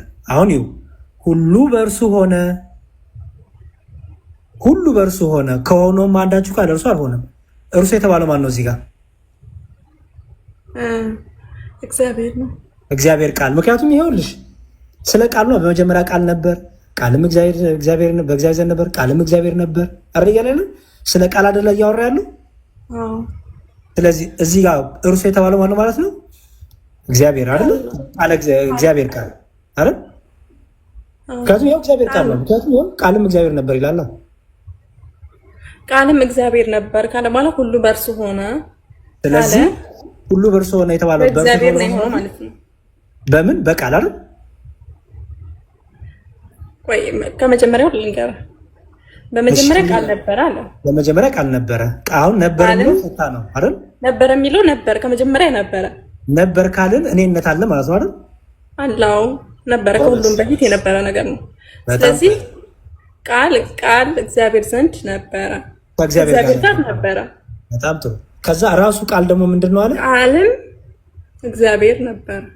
ስለዚህ ቃልም እግዚአብሔር ነበር ከተባለ ራሱ ቃል ንግግር ሳይሆን ማለት ነው እኔነት ነው ማለት አይደል? እኔ ማለት ነው ይችላል። ቃል እግዚአብሔር ነው ማለት ነው። ቃል እግዚአብሔር ነው አይደል? ኤግዛክትሊ ጎበስ። ስለዚህ ራሱ ቃል እግዚአብሔር ስለሆነ ሁሉ በእርሱ ሆነ የተባለው ሁሉ በእርሱ ሆነ የተባለው በእግዚአብሔር ማለት ነው። በእግዚአብሔር ቃል ማለት ነው። አዎ ጎበስ። ከሆነውም አንዳች እንኳን ለእርሱ አልሆነም፣ በእርሱ ደግሞ ሕይወት ነበረች ይላል። አይሹ ምክንያቱም ንግግር ነው እንዳትዪ እኔነት ያለው ፐርሰን ስለሆነ ያ ቃል የተባለው ማን ነው? ሕይወት አለው እኔነት አለው ማለት አይሹ ሁሉ በእርሱ ሆነ፣ በእርሱ ደግሞ ሕይወት ነበረች ያው ነበር ማለት ነው አይደል? ከእግዚአብሔር የተላከ ስሙ ዮሐንስ የሚባል አንድ ሰው ነበር ይላል። ሁሉ በእርሱ በኩል እንዲያምኑ ይህ ስለ ብርሃን ይመሰክር ዘንድ ለምስክር መጣ። በማ ዮሐንስ ታውቂያለሽ? ዮሐንስ ማለት ጌታን ያጠመቀው ማለት ነው። ኦኬ ዮሐንስ ተላከ። ዮሐንስ የተላከበት ምክንያት ጎበስ። ዮሐንስ ሁለት አሉ ወይ? እሺ በእሱን ሌላ ርዕስ ውስጥ እንዳላስገባሽ። እሺ ይሄ ወንጌላዊ አይደለም፣ ይሄ አጥማቂ ዮሐንስ ይባላል። ወንጌላዊ ዮሐንስ ወንጌልና ራዕየ ዮሐንስና ዮሐንስ መልእክትን የጻፈው ነው። ይሄ አጥማቂው ነው። ኦኬ ይሄ አጥማቂ ዮሐንስ ነው። ሄሮድስ የሚባለው ንጉስ ያስገደለው። ኦኬ ጀምሩና አላውቅም። ያው ዮሐንስ ወንጌላዊ ገና ጌታ ከድንግል ማርያም ተወልዶ የሚመረጠው ነው፣ ሐዋርያ ነው። ይሄ ዮሐንስ መጥምቆ እንደሚመጣ የተናገረው ማለት ነው። ራእዩ የጻፈው እንደሚመጣ የተናገረው ትንቢተ ኢሳይያስ ላይ ትንቢት ተነግሮታል ለዚህ ለዮሐንስ። ኦኬ ከዛ ምን ይላል? ይሄ ዮሐንስ የሚመጣው ለምንድን ነው አለ? ስለ ብርሃን ሊመሰክር። እሺ ይኸው ስለ ብርሃን ሊመሰክር ዘንድ ለምስክርነት መጣ ይላል። ዮሐንስ ሲመጣ የሚመሰክርለት ማን አለ? ብርሃን አለ አይደል? ስለ ብርሃን ሊመሰክር መጣ እንጂ እርሱ ብርሃን አልነበረም። ማን ነው እዚህ ጋር ሲተዋለው? ዮሐንስ አይደል? ዮሐንስ ስለ ብርሃን ሊመሰክር መጣ እንጂ እርሱ በራሱ ማን አልነበረም? ብርሃን አልነበረም። በዛም ይላል አሁን ለሰው ሁሉ የሚያበራው እውነተኛው ብርሃን ወደ ላይ ይመጣ ነበር ይላል። አስተውይ። አሁን ለሰው ሁሉ የሚያበራው እውነተኛው ብርሃን ወደ ምን ይመጣ ነበር? ወደ ዓለም ይመጣው እኔነት ከሌለው ያለ ካልሆነ የሚኖር ከሆነ የሚኖርና ያለ ካልሆነ እንዴት ይመጣል? አንድ ነገር መጣ የምትይው ሕያው የሆነ እኔነት ያለው ነገር አይደል የሚመጣው አይደል? በጣም ጥሩ። ደግሞ የሚመጣው ግን ኦልሬዲ በዓለም ነበር ይላል። አይሹ ወደ ዓለም ሳይመጣ ግን በዓለም ነበር። ምን ማለት ነው? ዓለሙ ነበር። ዓለሙ ምን ማለት ነው? ፍቺልኝ። ገና አልመጣም። አስተውይ። ገና ወደ ዓለም አልመጣም ብርሃኑ። ግን ወደ ዓለም ሳይመጣ ግን ደግሞ በዓለም ነበር። ሰው ያለ ነበር ማለት ነው። ያለ ነበር። እግዚአብሔር ለምሳሌ አሁን ከኔና ካንቺ ጋር አለ አይደል? አለ። በሰማይም አለ አይደል? እግዚአብሔር የሌለበት ቦታ አለ? አይ የለም። ስለዚህ እዚህ ጋር ምኑን ያሳይሽ ነው? ያ ወደ ዓለም የሚመጣው እውነተኛው ብርሃን በዓለም ነበር ከተባለ እርሱ በሰማይም በምድርም የነበረው ነው ማለት ነው። አዎ የነበረም። ምን ስለሆነ ነው ነበረ የምትዩ? በሰማይም በምድርም የነበረው ነው የምትዩ ምን ስለሆነ ነው? ለማን ነው ይሄ ባህሪ የሚሰጠው? ያው በዓለም ሁሌም የሚኖረው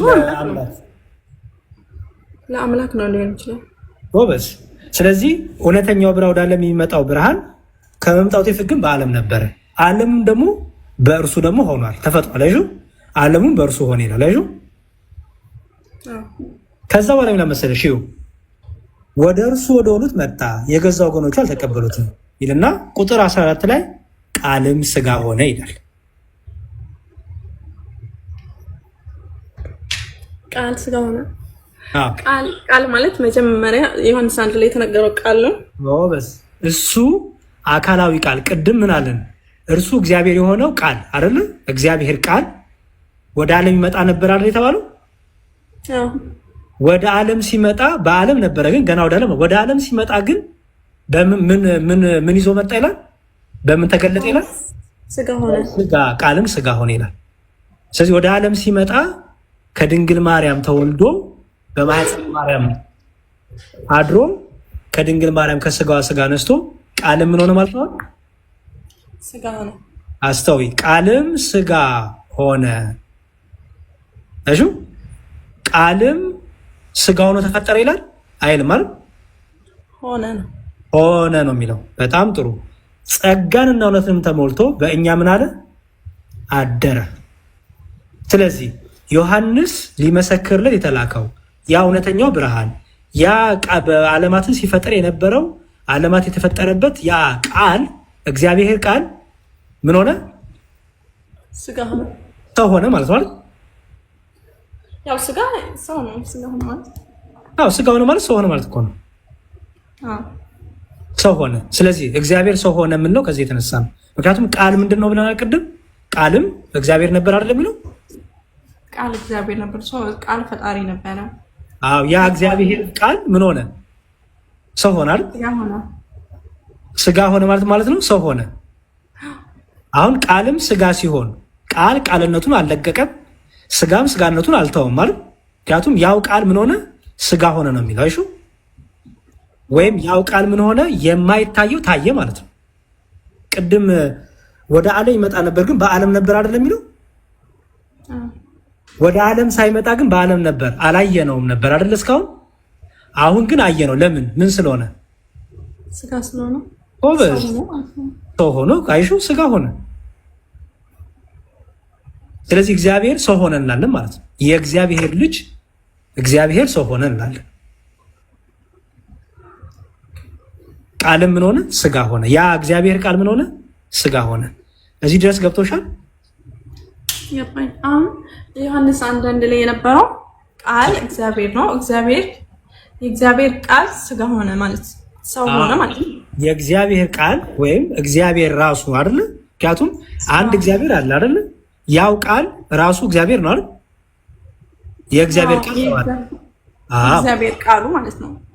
ቃሉ ሲባል ንግግሩ ማለት አይደለም። አስተዊ ንግግሩ እኔን ያ የእግዚአብሔር ቃል ማለት እኔነት አለው ራሱ እግዚአብሔር እኮ ነው። ምክንያቱም ይኸውልሽ ቃልም ማን ነው ይላል? እግዚአብሔር ነበር። ስለዚህ እግዚአብሔር እኔነት አለው አይደለ? እግዚአብሔር እኔነት አለው። እግዚአብሔር ፈጣሪ ነው። እግዚአብሔር መለኮት ነው አይደል? ስለዚህ ያው ቃል ራሱ ማን ነው? ራሱ እግዚአብሔር ነው አይደል? ይሄ ቃል እግዚአብሔር የእግዚአብሔር ቃል ወይም ቃል የተባለው እግዚአብሔር ምን ሆነ? ስጋ ሆነ፣ እንደኛ በእኛ መሀል አደረ ይላል። ከዛም ይላል ቃል ራሱ እኔነት ያለው ማለት ነው። በጎበዝ እኔነት አለው። ምክንያቱም ምን ተብሏል? በመጀመሪያ ምን ነበር ስለተባለ ቃል ነበር ስለተባለ መልሶ ደግሞ እግዚአብሔር ነበር ስለተባለ ነበር የተባለው ምንድነው? ራሱ እግዚአብሔር ነው። ምክንያቱም እግዚአብሔር የነበረ ነው አይደል? ይሄ ቃል ግን ታዲያ ማን ነው ስትይ፣ አሁን ቅድም ወልድን ያልኩበትን ላሳይሽ። ኦኬ ምን አለ ጌታችን ማን ነው? ቅዱስ ጳውሎስ በዕብራውያን መልእክቱ ምዕራፍ 1 ቁጥር 2 ላይ እዩ፣ ከጥንት ጀምሮ እግዚአብሔር በብዙ አይነትና በብዙ ጎዳና ለአባቶቻችን በነቢያት ተናግሮ ነበር አይደል? በነቢያቱ ይናገር በብሉይ ኪዳን አይደል? ከዛ ግን ይላል ሁሉን ወራሽ ባደረገው ደግሞ ስታምቢልችን ዓለማትን በፈጠረበት በልጁ ይላል። በልጁ በዚህ ዘመን መጨረሻ ለእኛ ተናገረን። ዓለማትን የፈጠረው በማን ነው አለ? በልጁ። ጎበዝ። ልጁ ማን ይባላል ስሙ? በፊት በስጋ ከመገለጡ በፊት የእግዚአብሔር ቃል ወይም አካላዊ ቃል ይባላል። ኦኬ የፈጠረበት ቃል ነው። ስለዚህ ልጁ የተባለው ቃል ነው ማለት ነው፣ ኢየሱስ ክርስቶስ ማለት ነው። በኋላ በስጋ ማርያም የተገለጠው የአብ ቃሉ የአብ ልጁ የተባለው ማን ነው ማለት ነው? ወልድ ነው ማለት ነው። ቃል ጎበዝ። ምክንያቱም ያው ዓለማትን ሁሉ በፈጠረበት በማን ይላል? በፈጠረበት በልጁ ማለት በቃል ማለት ነው። የፈጠረበት ቃል ስለሆነ በፈጠረበት ሲባል ይኸውልሽ የአብ ቃሉ ማን ስለሆነ ነው? ወልድ ራሱ አይደል? ስለዚህ ወልድ መሆኑን ግን አሁን ወልድ መሆኑን አላየሁም። ግን የፈጠረበት ልጁ በፈጠረበት ከተባለ የፈጠረው በቃል ነው እኮ ልጁ ነው ቃሉ። ይኸው ዓለማት በፈጠረበት ማለት ልጁ ደግሞ ማን ነው? ወልድ የሚለው እንጃ አላየሁም እስካሁን። ቃል ነው እኮ ልጁ ማለት ነው። ልጁ የተባለው ማን ነው? የእግዚአብሔር ልጅ የተባለው ቃል ነው እኮ። ስለዚህ መጀመሪያ የተፈጠረበት ወልድ ምን ነው እኮ ልጁ የተባለው ነው። ግዕዝ እኮ ነው ባይዘ ወልድ ማለት ይኸውልሽ አቡ ማለት አባት ማለት ነው። አብ ማለት ግዕዝ ነው። እሺ ልጅ ማለት ወልድ ማለት ነው። አዎ ልጁ የተባለው ወልድ ነው። ኦኬ ምክንያቱም ይላል መሰለሽ። እሺ ደግሞ ይጨምርልሽ ዓለማትን በፈጠረበት በልጁ የሚለውን ያሻረ። ኦኬ እንግዲህ ዮሐንስ ወንጌል ላይ ኢየሱስ ክርስቶስ እንዲህ አለ። ዮሐንስ ወንጌል ምዕራፍ 14 ቁጥር 1 ልባችሁ አይታወክ፣ በእግዚአብሔር እመኑ፣ በእኔም ደግሞ እመኑ። በአባቴ ቤት ብዙ መኖሪያ አለ። ይሄን እየተናገረ ያለው ማን ነው? ኢየሱስ ክርስቶስ አይደል? ኢየሱስ አባቴ ብሎ የሚጠራው ማን ነው? እግዚአብሔር አብ አይደል? ቅድም አብ ወልድ መንፈስ ቅዱስ አላልኩሽም? አብ አባት ነው፣ ወልድ ልጅ ነው አላልኩሽም? አባት ቃሉ ነው አይደለ? ወልድ የሚባለው ልጁ የአብ ቃሉ የእግዚአብሔር ቃል ወልድ ነው ማለት ነው። ወይም አባት የሚለው ደግሞ አብን ነው።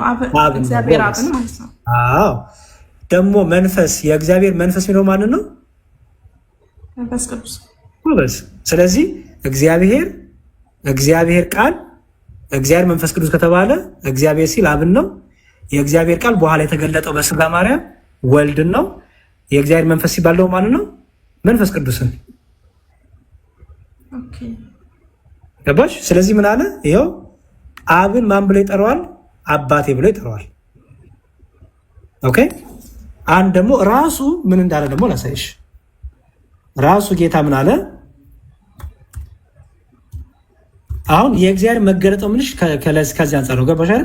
እግዚአብሔር ራሱ እንዲገለጠልን ራሱ እንዲገለጠ ስንል ይኸው በሶስትነቱ ገልጦልናል እንላለን። የዮሐንስ ወንጌል ላይ ደግሞ ጌታ እንዲህ ብሎ ተናግሯል። የዮሐንስ ወንጌል ምን አለ መሰለሽ? ጌታ በዮሐንስ ወንጌል ላይ ምዕራፍ 3 ቁጥር 13 ላይ እንዲህ ይላል። ዮሐንስ ወንጌል ምዕራፍ 3 ቁጥር 13 እቺን በደንብ ስሚያት። ምዕራፍ 3 ቁጥር 13 ከሰማይ ከወረደው በቀር ወደ ሰማይ ወጣ ማንም የለም፣ እርሱም በሰማይ የሚኖረው የሰው ልጅ ነው አለ ጌታ። ከሰማይ ከወረደው በቀር ወደ ሰማይ የወጣ ማንም የለም። ከምን ከወረደው በቀር ነው የሚለው? ከሰማይ ከወረደው በቀር ወደ ሰማይ የወጣ ማንም የለም። እችን እንፍታት። ለምሳሌ ወደ ሰማይ ያረጉ የሉም? በህይወታቸው አሉ እኮ አይደል? እነ ኤልያስ አርገዋል አይደል? አይደል? እነ ኤልያስ አልሞቱም ታውቂያለሽ? ከህይወታቸው የተወሰዱት አይደል? አርገዋል አይደል? እነሱ ከሰማይ ነው የወረዱት? አይደሉም። ጎበስ። ከሰማይ ከወረደስ በቀር ወደ ሰማይ ወጣ ማንም የለም አለና እርሱም በሰማይ የሚኖረው የሰው ልጅ ነው አለ። ኢየሱስ ክርስቶስ የእግዚአብሔር ልጅም ይባላል የሰው ልጅም ይባላል። የሰው ልጅ ለምን ተባለ? ከድንግል ማርያም ስለተወለደ አይደል? ሶሪ እዚህ ጋር አልገባኝ። ኢየሱስ ተወልዶ ነው እንጂ ከሰማይ ወርዷል ለማለት። ከሰማይ ከወረደው በቀር ሲል ምን ማለት ነው ታውቂያለሽ? አስቀድሞ በክብሩ ይኖር የነበረው በክብሩ ዙፋን በሰማይ ይኖር የነበረው ለማለት ነው።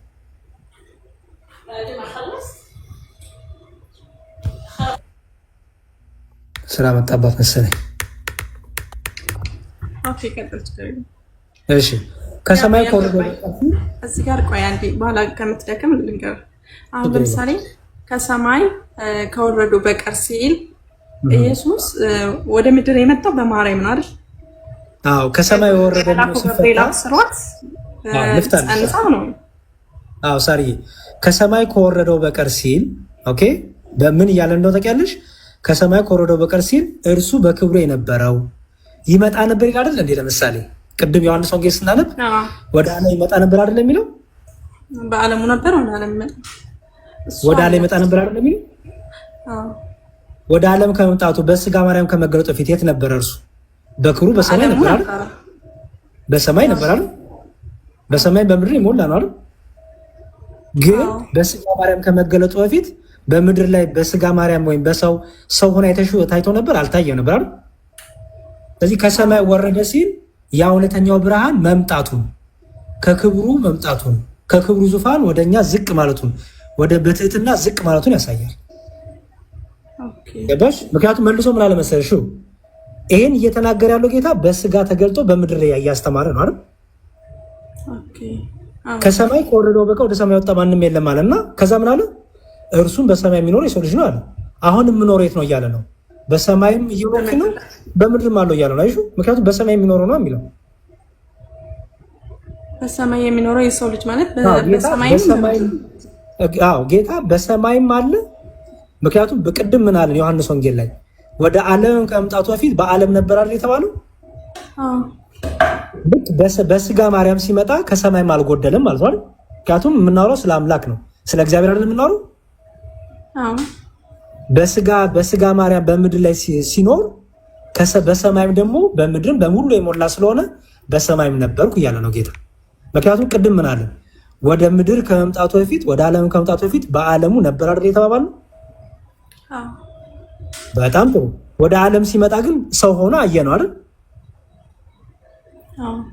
ቃል ስጋ ሲሆን ሰው ሆኖ አሁን እዚህ ጋር ማለት ነው በምድር ሆኖ ከሆነ ያስተማረው በሰማይ የሚኖረው የሰው ልጅ ነው ካለ በሰማይም አለው ማለት ነው። አዎ ለምን መሰለሽ ቅድም ምን አለን? በዓለሙ ከመምጣቱ በፊት ዓለም ውስጥ ነበር አይደል የተባለው ቅድም? አዎ ምኑን ነው የሚያሳይሽ? መለኮት አይደለም እግዚአብሔር በሁሉ የሞላ ነው አይደል? አዎ በሁሉም ያለ ማለት ነው። በዓለም ሁሉ ያለ። አዎ ያ በዓለም ሁሉ ያለው በምን ተገለጠ? በሰው መልክ ተገለጠ አይደል? በሰው መልክ በመገለጡ ምድር ላይ ብቻ ነው ያለው?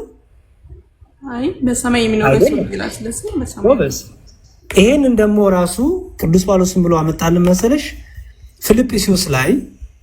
ለምንድን ነው እንደዚህ ሆነው ስትይ ፊልጵስዩስ ላይ በፊልጵስዩስ መልእክቱ አይ ቲንክ አራዘምኩ መሰለኝ መምህራኖች ወጡ።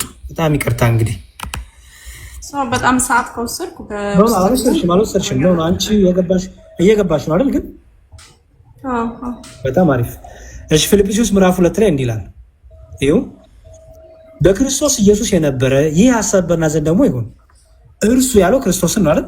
እርሱ አይደል በእግዚአብሔር መልክ ሲኖር ሳለ ይላል። በደንብ እርሱ በእግዚአብሔር መልክ ሲኖር ሳለ ምንድን ነው የሚያሳይሽ? የኖረ ነው። ማን ሆኖ? በእግዚአብሔር መልክ እግዚአብሔር ሆኖ ማለት ነው። አይደል? ከእግዚአብሔር ጋር መተካከልን መቀማት እንደሚገባ ነገር አልቆጠረው ማለትና ነገር ግን የባሪያ መልክ ይዞ በሰው ምሳሌ ሆኖ ራሱን ባዶ አደረገ ይላል። መተካከል የሚለውን አንዴ መተካከል የሚለው እኩል እንደ እኩል ማለት ነው አይደል? ልክ ወደ ምድር እርሱ በስጋ ማርያም ሲገለጥ አይደል? ይሄው እርሱ በእግዚአብሔር መልክ ይኖር ነበር አይደል? ከዛ መለኮቱ ነው ይኖር ነበር ማለት ነው። በቃ እግዚአብሔር ስትይ መለኮት አምላክ ፈጣሪ ንጉስ ያሽኗል አይደል? ከዛ በኋላ ግን ደግሞ በባህሪው ዝቅ አደረገና ከኛ ጋር ሆነ አይደለ? ሰው ሆነ አይደል? የማርያም መልክ ያዛል። ነገር ግን በሰው ምሳሌ ሆነ ሲል ራሱን ማለት እንትን ሲል አሁን ለምሳሌ አንቺ የሰው ምሳሌ ነው የምትባዩ ወይስ ምን ነው የምትባዩ? ከእናት ከአባት ነው የተወለድሽው። ጌታ ግን በድንቅ ስራው በድንቅ ተአምር ከድንግል ማርያም ያለ አባታት የተወለደው። ስለዚህ በሰው ምሳሌ ሆኖ ራሱን ባዶ አድርጎ በምስሉም እንደ ሰው ተገኝቶ ይላል። አይሹ እንደ ሰው ተገኝቶ ራሱን እንደ ሰው ተገኝቶ ማለት ነው እርሱ ሰው ያልነበረው ሰው ሆኖ ማለት ነው። ሰው ሆኖ ራሱን አዋርዶ አይደል? ለምሳሌ አንቺ እንደ ሰው ተገኝተሽ ይባላል እንዴ? አይ ሰው ነኝ። ሰው ነሽ፣ ከጅማሮ ፍጡር ነሽ አይደል? እርሱ ግን እንደ ሰው ተገኝቶ ከተባለ ሰው ያልነበረው ምን ሆኖ ማለት ነው? ሰው ሆኖ ማለት ነው። ይሄው በምስሉም እንደ ሰው ተገኝቶ ራሱን አዋረደ፣ ዝቅ አደረገ ራሱን ለሞትም ይኸውም የመስቀል ሞት እንኳን የታዘዘው ነው። አይዞህ ለምንድን ነው የሞተው? ቅድም ስትይ ነበር አይደል? ለምንድን የተገረፈው የተሰቀለው ስትይ ነበር አይደል? ምን ስለሆነ ይላል? ሰው ስለሆነ። አይዞህ ራሱ ምን ስላደረገ? እንደ ሰው ስለሆነ ራሱን ሰው ፍጹም ሰው ስላደረገ ፍጹም አምላክ የሆነው እርሱ ፍጹም ሰው ሆነ። ስለዚህ ምን ሆነ? በስጋው ምን ሆነ? ሞተ። የመስቀል ሞት ድረስ እንኳን የታዘዘ ሆነ። ምን ስለሆነ? ራሱ ምን ስላደረገ? ዝቅ ስላደረገ። ያጁ እንደ ሰው ደግሞ ከኛ ጋር ስለሆነ ሰው ስለሆነ ማለት ነው። ሰው አይደለም እንደ ሰው ሆነ ነው እንጂ ሰው አይደለም። ከመጀመሪያው ሞተ እኮ እንደ ሰው ብሎ እኮ እንደ ሰው ለሚባል ነገር እኮ ሞት አይነገርም ማለት ሰው በመሆኑ ሰው ከመጀመሪያው ሰው አልነበረም። ሰው እንደ ሰው ሆነ ማለት ነው። በስ ኢየሱስ ክርስቶስ እርሱ በእግዚአብሔር ከመጀመሪያው በእግዚአብሔር መልክ ነበር ሲኖር ነበር አይደል? እርሱ በእግዚአብሔር መልክ ይኖር ነበር ነው የሚለው አይደል? የእግዚአብሔር ደግሞ ምንድነው? የማይታይ ነው፣ አምላክ ነው፣ ጌታ ነው፣ ኤልሻዳ ነው፣ አዶናይ ነው፣ የዓለም ገዥ ነው አይደል? ግን ምን ይላል? የባሪያ መልክ ይዞ ይላል። አይሹ በሰው የባሪያ መልክ ሲባል ባሪያ ሲባል ባይዘው ምን ማለት መሰለሽ? እኛ የእግዚአብሔር አገልጋዮች ነን አይደል? ሰዎች። ስለዚህ የልክ የኛን መልክ ይዞ መጣ፣ ሰው ሆነ ማለት ነው። የኛን መልክ ይዞ በሰው ምሳሌ ራሱን ባዶ አደረገ። በምስሉም እንደ ሰው ተገኝቶ ራሱን አዋረደ፣ ፍጹም ሰው ሆነ ማለት ነው። ስጋ ሆነ ማለት ነው አይደል? ቃልም ስጋውን አላለም ቅድም። ስለዚህ ምን ሆነ? እግዚአብሔር ከኛ ጋር ሆነ። ስለዚህ ሰው ስለሆነ ምን ሆነ? ለሞት እንኳን የታዘዘ ሆነ ይላል። ስለዚህ እኛ ሞተ ስንል መለኮት ሞተ እያልን አይደለም። ገባሽ? እግዚአብሔር ስለሆነ ለሞት ታዘዘ ማለት አሁን ሰው ሆኖ ለሞት ታዘዘ ማለት ነው። አዎ ምን ማለት ነው? እግዚአብሔር በስጋ ሞተ። እግዚአብሔር በስጋው ያዙት። ክርስቶስን አምላካችን በስጋው ገረፉት። ለምን? መለኮት በባህሪው ለመለኮት ለብቻው የሚገረፍ ነው የሚደማ ነው አይደለም። መለኮት ማለት መንፈስ ነው ማለት ነው። መለኮት ረቂቅ የሆነ እኔ ባይነት ያለው ረቂቅ የሆነ የማይታይ ነው። መለኮት ግን እኔ ባይነት አለው። እኔ በወደደው መልኩ ይገለጣል አይደል? ለምሳሌ ለሙሴ ተገልጧል፣ ለአብርሃም፣ ለይስሐቅ፣ ለነ ኢሳያስ ተገልጧል፣ ለነ ዳዊት ተገልጧል። በወደደው መልኩ ይገለጣል። እግዚአብሔር ለአብርሃም ተገልጧል። በኋላ ግን በማን ራሱ በልጁ ተገለጠ። አይሹ ልጁን ልቆ ተገለጠ። ልጁ ራሱ ተገለጠልን። ልጁ ደግሞ ለምን መጣ ይላል? ሰው ሆኖ አሁን እዚህ ጋር ማለት ነው። አሁን ለሙሴ ሲገለጥ የነበረው ለሙሴ አሁን ከ500 ምናምን በላይ ተገልጦለታል። አሁን እዛ ጋር የተገለጠለት ኢየሱስ ነው ወይስ እግዚአብሔር ነው? ይኸውልሽ ኢየሱስ ስንልኛ ከተወለደ በኋላ እናቱ ድንግል ማርያም ያወጣችለት ስም ነው። ኦኬ እንጂ እግዚአብሔር ነው። ይኸውልሽ ኢየሱስ፣ አማኑኤል እነዚህ ስሞች ከሰው ከሆነ በኋላ ለምሳሌ ኢየሱስ ነው መድኃኒት ማለት ነው። ምክንያቱም የተወለደው መድኃኒት ስለሆነ ኢየሱስ ይባላል። ገባሽ? ለምሳሌ ሉቃስ ወንጌል ላይ እንዲላል ይኸውልሽ፣ የሉቃስ ወንጌል ምዕራፍ 8 ላይ ይኸው አንብብ ያለው እሱን መልአኩ ሲያበስራት ነው። አይ እሱ አይደለም። ቆይ ሰዓት ከወሰድኩ ብዬ መድኃኒት የሚለው ለሰይሽ የሉቃስ ወንጌል ምዕራፍ 8 ላይ እንዲላል ይኸውልሽ፣ የሉቃስ ወንጌል የሉቃስ ወንጌል ምዕራፍ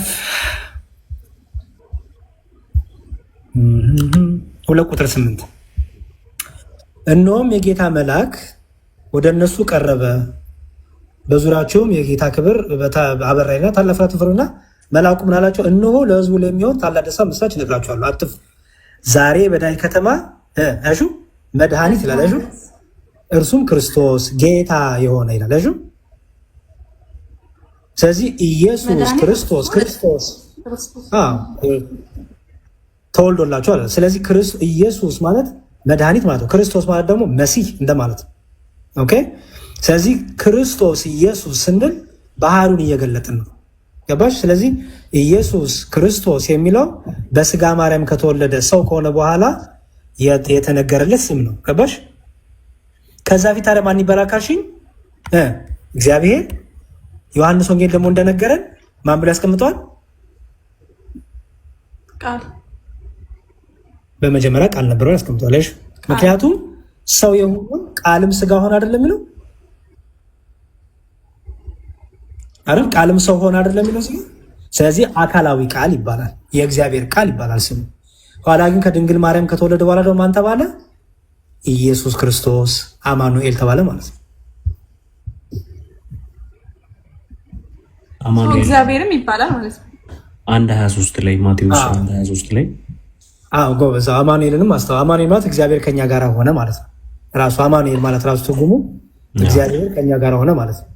ማቴዎስ ወንጌል ምዕራፍ 1:23 ላይ አለ። ከዛ ላይ ከትንቢቱ ይዘው ነው ትንቢተ ኢሳያስ ላይ ያለውን ማቴዎስ ወንጌል ምዕራፍ 1:23 ይኸውልሽ፣ እነሆ ድንግል ጸንሳለች፣ ልጅም ትወልዳለች፣ ስሙንም አማኑኤል ይላል። አይሹ አማኑኤል ይሉታል የተባለ ይፈጸም ዘንድ። ትርጓሜውን እግዚአብሔር ከኛ ጋር ነው። አይሹ ስለዚህ አማኑኤል ኢየሱስ ክርስቶስ ስንል በስጋዊ ከተገለጠ በኋላ ከድንግል ከተወለደ በኋላ የተነገረለት ስሙ ነው ማለት ነው። ግብሩን ማንነቱን የሚገልጽ ነው። አሁን ይሄ ሁሉ ስም ማለት መድኃኔዓለም ኢየሱስ ሁሉም በምድር ላይ ያለው ስሙ የዓለም መድኃኒት እያለን ነው። ስንቱን ነው የሚገልጠው? በግብሩን ያደረገልንን ውለታውን ማንነቱን ነው የሚገልጠው። ኢየሱስ ስንል መድኃኒት፣ አይሹ ክርስቶስ ስንል መሲህ፣ አማኑኤል ስንል እግዚአብሔር ራሱ ከኛ ጋር ሆነ እያልን ነው። መድኃኔዓለም ስንል ደግሞ የዓለም ሁሉ መድኃኒት፣ የዓለም ሁሉ ቤዛ እንደማለት ነው። ምክንያቱም ክርስቶስ እኔ የዓለም መድኃኒት ነኝ ብሏል።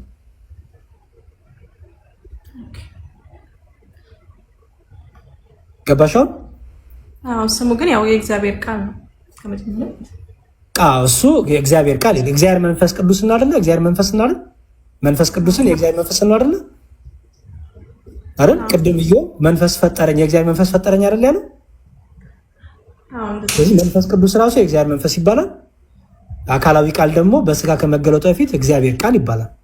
ራሱ እግዚአብሔር ስለ መንፈስ ቅዱስም ራሱ እግዚአብሔር አይደል? ምክንያቱም ፈጣሪ አይደለም መንፈስ ቅዱስ ራሱ በቃ። ስለዚህ አሁን ለዚህ ነው ሉቃስ ወንጌል ላይ ቅድም ያልሽው በደንብ ካስተዋልሽው ገብርኤል የተናገረው ነገር ነበረ። ምን አለ መሰለሽ?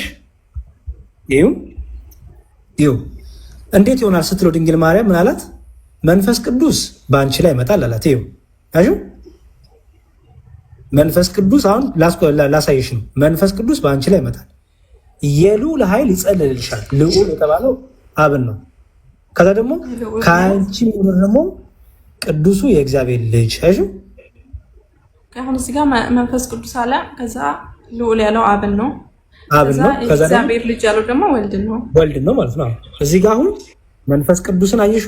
አሁን አይሹ ፈቃድ ራሱ አሁን በዚህ የክርስቶስ ሰው በመሆን ፈቃድ ውስጥ ወይም የእግዚአብሔር ልጅ ወይም አካላዊ ቃል ሰው በመሆን ፈቃድ ውስጥ የማን ፈቃድ አለበት? የመንፈስ ቅዱስም ማለት። ምክንያቱም መንፈስ ቅዱስ ወደ አንቺ ይመጣል። አይሹ ደግሞ የልዑል ኃይል ደግሞ እሺ። አሁን እዚህ ጋር ከወልድ ከአብ ከዛ ከመንፈስ ቅዱስ ነው ማለት ነው። አሁን እዚህ ጋር ልዑል ያለው አብን ነው። አዎ እዚህ ጋር የምታየው መሰለሽ ፈቃድን ታያለሽ። የክርስቶስ ሰው መሆን ወይም የእግዚአብሔር ቃል ሰው መሆን የራሱ የቃልም ፈቃድ ነው፣ የእግዚአብሔር መንፈስ ቅዱስን ፈቃድ ነው፣ የእግዚአብሔር ፈቃድ ነው ማለት ነው። የተለያየ አንድ ፈቃድ አላልኩሽም ቅድም? አብ የሚሰራውን ወልድ የሚሰራውን መንፈስ ቅዱስ የሚሰራውን፣ አብ የሚያውቀውን ወልድ የሚያውቀውን መንፈስ ቅዱስ የሚያውቀውን አላልኩሽም? በቃ ስለዚህ ያንን ነው ቅዱስ ገብርኤል እንደውም ይኸው ሶስትነትን በደንብ አሳየሽ። መንፈስ ቅዱስ ወደ አንቺ ይመጣል ብሎ የልዑል ኃይል ደግሞ ይጋርድሻል፣ ይጸልሻል፣ ያከብርሻል ብሎ ቀጥሎ ደግሞ የሚወለደው ደግሞ ቅዱስ የእግዚአብሔር ልጅ ይባላል። አዩ ያ የሚወለደው የእግዚአብሔር ልጅ ነው። ከድንግል ማርያም የተወለደው ማን ተባለ? የሰው ልጅ ተባለ አይደል? ስለዚህ የእግዚአብሔር ልጅ ማን ብሎ ይጠራዋል? አብን አባቴ ብሎ ይጠራዋል። የእግዚአብሔር ልጅ ስለተባለ ማለት ነው። አዎ የእግዚአብሔር እኛውን ልጆች የእግዚአብሔር ልጆች ተብለናል። እኛ በጸጋ ነው ገባሽ? በጸጋ ነው ልጆች የምንባለው አይደል? የእግዚአብሔር ልጅነቱ ግን የወልድ የባህሪው ነው። ምክንያቱም ቅድም ምን አለን? እርሱ በእግዚአብሔር መልክ ሲኖር ሳለ አይደለም የሚለው ፊልጵስዩስ እርሱ ራሱ እግዚአብሔር ልጅ በሚለው በክርስትና አሁን ክርስቲያን ከሆንኩ የእግዚአብሔር ልጅ የምትባዩ በጸጋ ነው ማለት ነው። ጸጋ ነው፣ ስጦታ የተሰጠን ነው አይደል? ልጅነት የተሰጠን ነው። በቸርነቱ በምህረቱ ልጆች እንሆን ዘንድ አድሎናል። ልጆቹ እንሆን ዘንድ ገባሽ? ይሄ ጸጋ ነው። የወልድ ልጅነት ግን የተሰጠው አይደለም። ምክንያቱም እሱ ራሱ ምን ስለሆነ እግዚአብሔር ነው አላለም ቅድም? ስለዚህ የባህሪ ይባላል። ለወልድ ሲነገር የባህሪ ገባሽ? ምክንያቱም ጌታ ራሱ የባህሪ እንደሆነ ላሳይሽ። ቀላል ነው፣ ችግር የለው። የባህሪ እንደሆነ ላሳይሽ።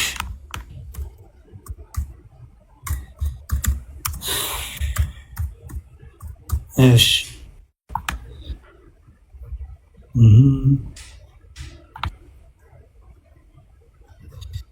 በጣም አሪፍ ኖት እያልሽ ነው ብዬ አስባለሁ አይደል?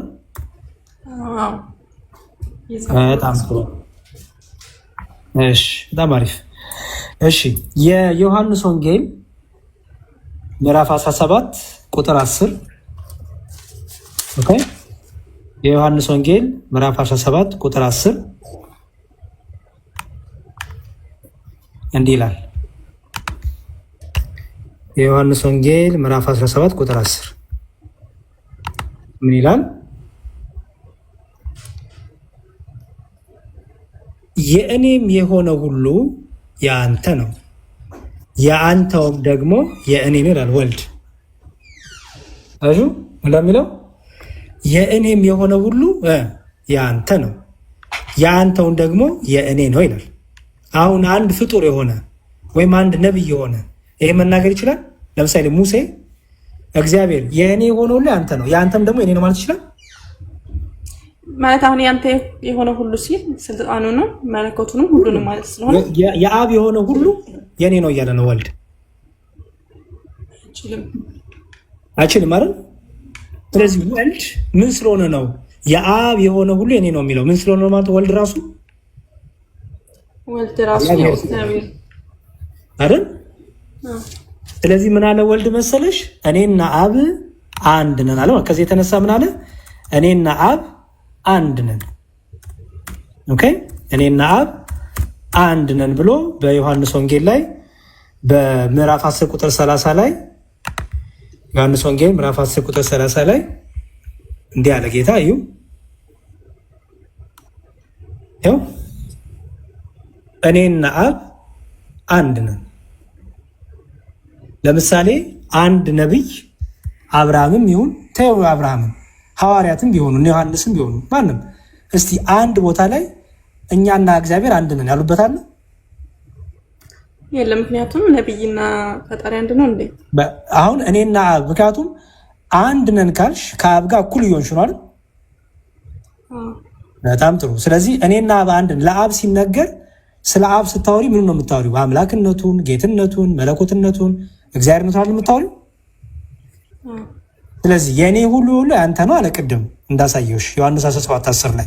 አሁን ደግሞ ዮሐንስ 10:30 ደግሞ እኔና አብ ደግሞ አንድ ነን አለ። ስለዚህ ለአብ የሆነው የኔ ነው ካለ የአብ መለኮት የማንም ነው ማለት ነው? የወልድም። የአብ አምላክነት የማንም ነው ማለት ነው? የወልድም ነው።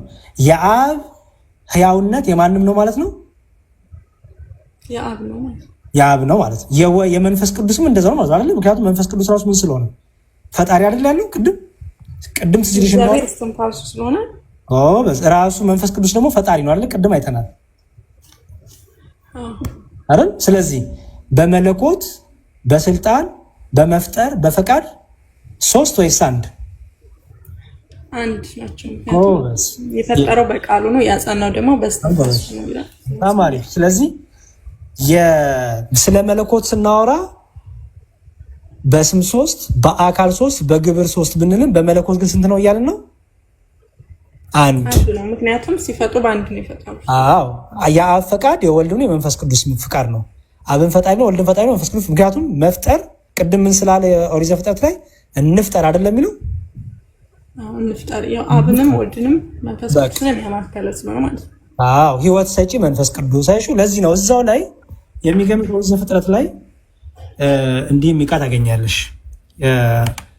ይሁን እዛው ዘፍጥረት ላይ ስለ አዳም አፈጣጠር ሲያወራ ምን ይላል? ዘፍጥረት 2 ላይ ምን ይላል? እግዚአብሔር አምላክም ሰውን ከምድር አፈር ምን አደረገ ይላል? አበጀው። ሰውን ከምድር አፈር ምን አደረገው? አበጀው። በአፍንጫውም የህይወትን እስትንፋስ እፍ አለበት፣ ሰውም ሕያው ነፍስ ያለው ይላል። አይሹ። ስለዚህ ለሰው ልጆች ሁሉ ህይወት የሰጠው ማን ማለት ነው? የእግዚአብሔር እስትንፋስ። እስትንፋሱ ማለት መንፈስ ቅዱስ ነው አይደል? እኛ እንደተናገርኩት ማለት ነው። አዎ። ስለዚህ መፍጠር የመንፈስ ቅዱስም የአብም የወልድ ነው ማለት ነው አይደል? አዎ። ገባሻውን? ስለዚህ በመፍጠር በአገዛዝ በስልጣን በመለኮት በአምላክነት ስንት? አንድ አምላክ አይደል?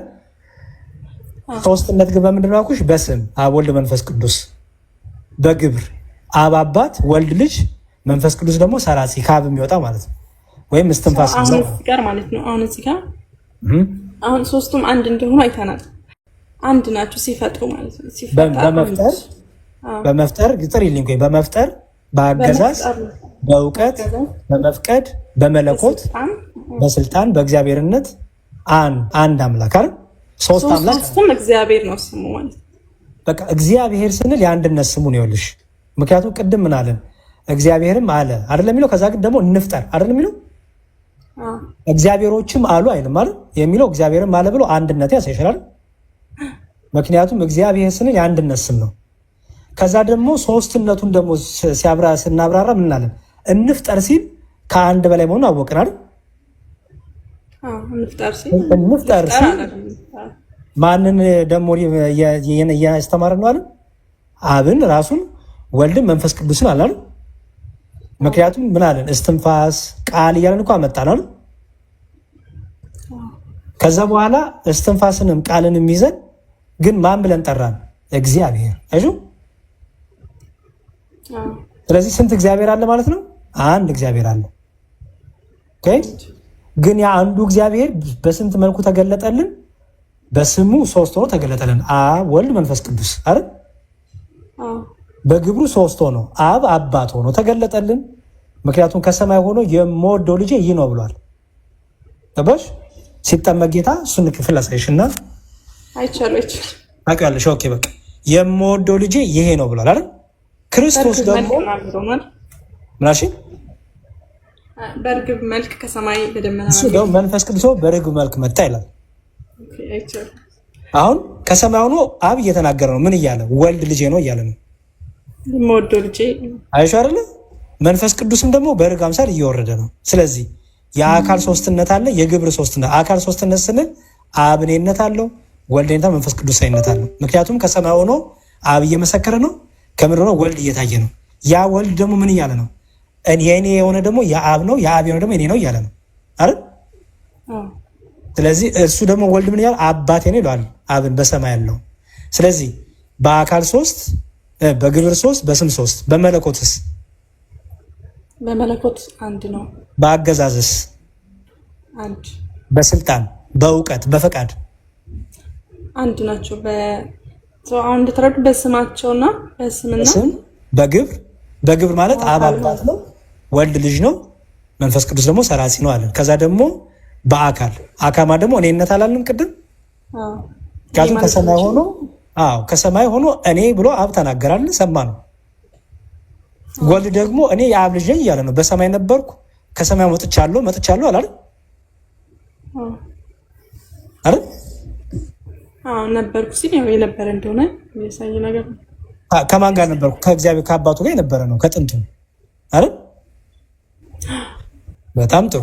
መንፈስ ቅዱስ ደግሞ ሐዋርያ ስራ ስታነቢ እንዲሁም መንፈስ ቅዱስ ራሱ ደግሞ ይናገራል።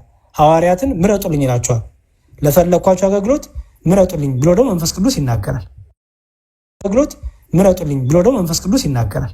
ራሱ መንፈስ ቅዱስ ተናጋሪ ነው። መንፈስ ቅዱስ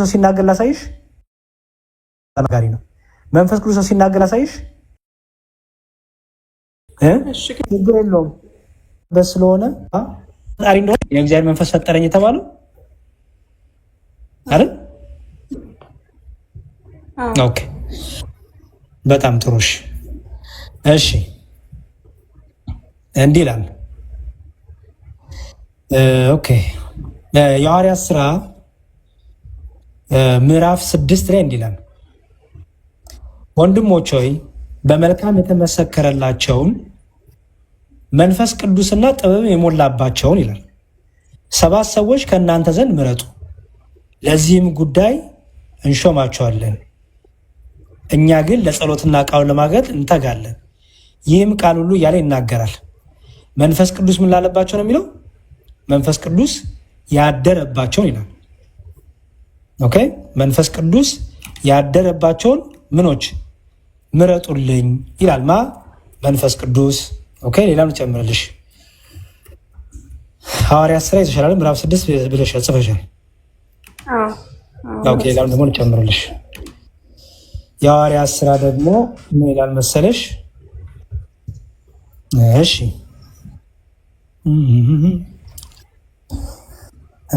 የሐዋርያት ሥራ ምዕራፍ 4 ቁጥር 25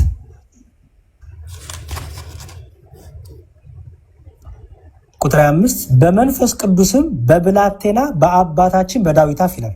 እሺ፣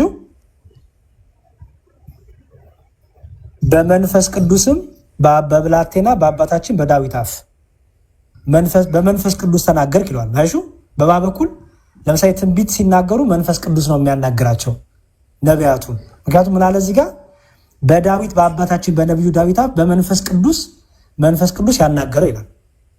አይሽ ያናግራል ራሱ መንፈስ ቅዱስ ማለት ነው። ገባሽ? ምናምን ደግሞ ልጨምርልሽ። ራሱ የሐዋርያት ሥራ ምዕራፍ 5 ቁጥር 3 ላይ የሐዋርያት ሥራ ምዕራፍ 5 ቁጥር 3 ላይ ጴጥሮስ ምን አለ? ሐናንያ ሆይ አለው፣ መንፈስ ቅዱስን ታታልልና ከመሬቱ ሽያጭ ታስቀር ዘንድ ሰይጣን በልብ ስለምን ሞላ አለው። ሐናንያ የሚባል ሰው በቤቱ አጨርብሮ ደባብቀው ነገር ሊያደርግ መጣ ወደ ሐዋርያቱ። ለጴጥሮስ ግን መንፈስ ቅዱስ ገልጦለት ነበረ ያ ሐናንያ የሚባለው በቤቱ ያደረገው። ስለዚህ ምን አለው ቅዱስ ጴጥሮስ? መንፈስ ቅዱስን ለምን ታታልላለህ? አይሹ መንፈስ ቅዱስን ለምን ታታልላለህ?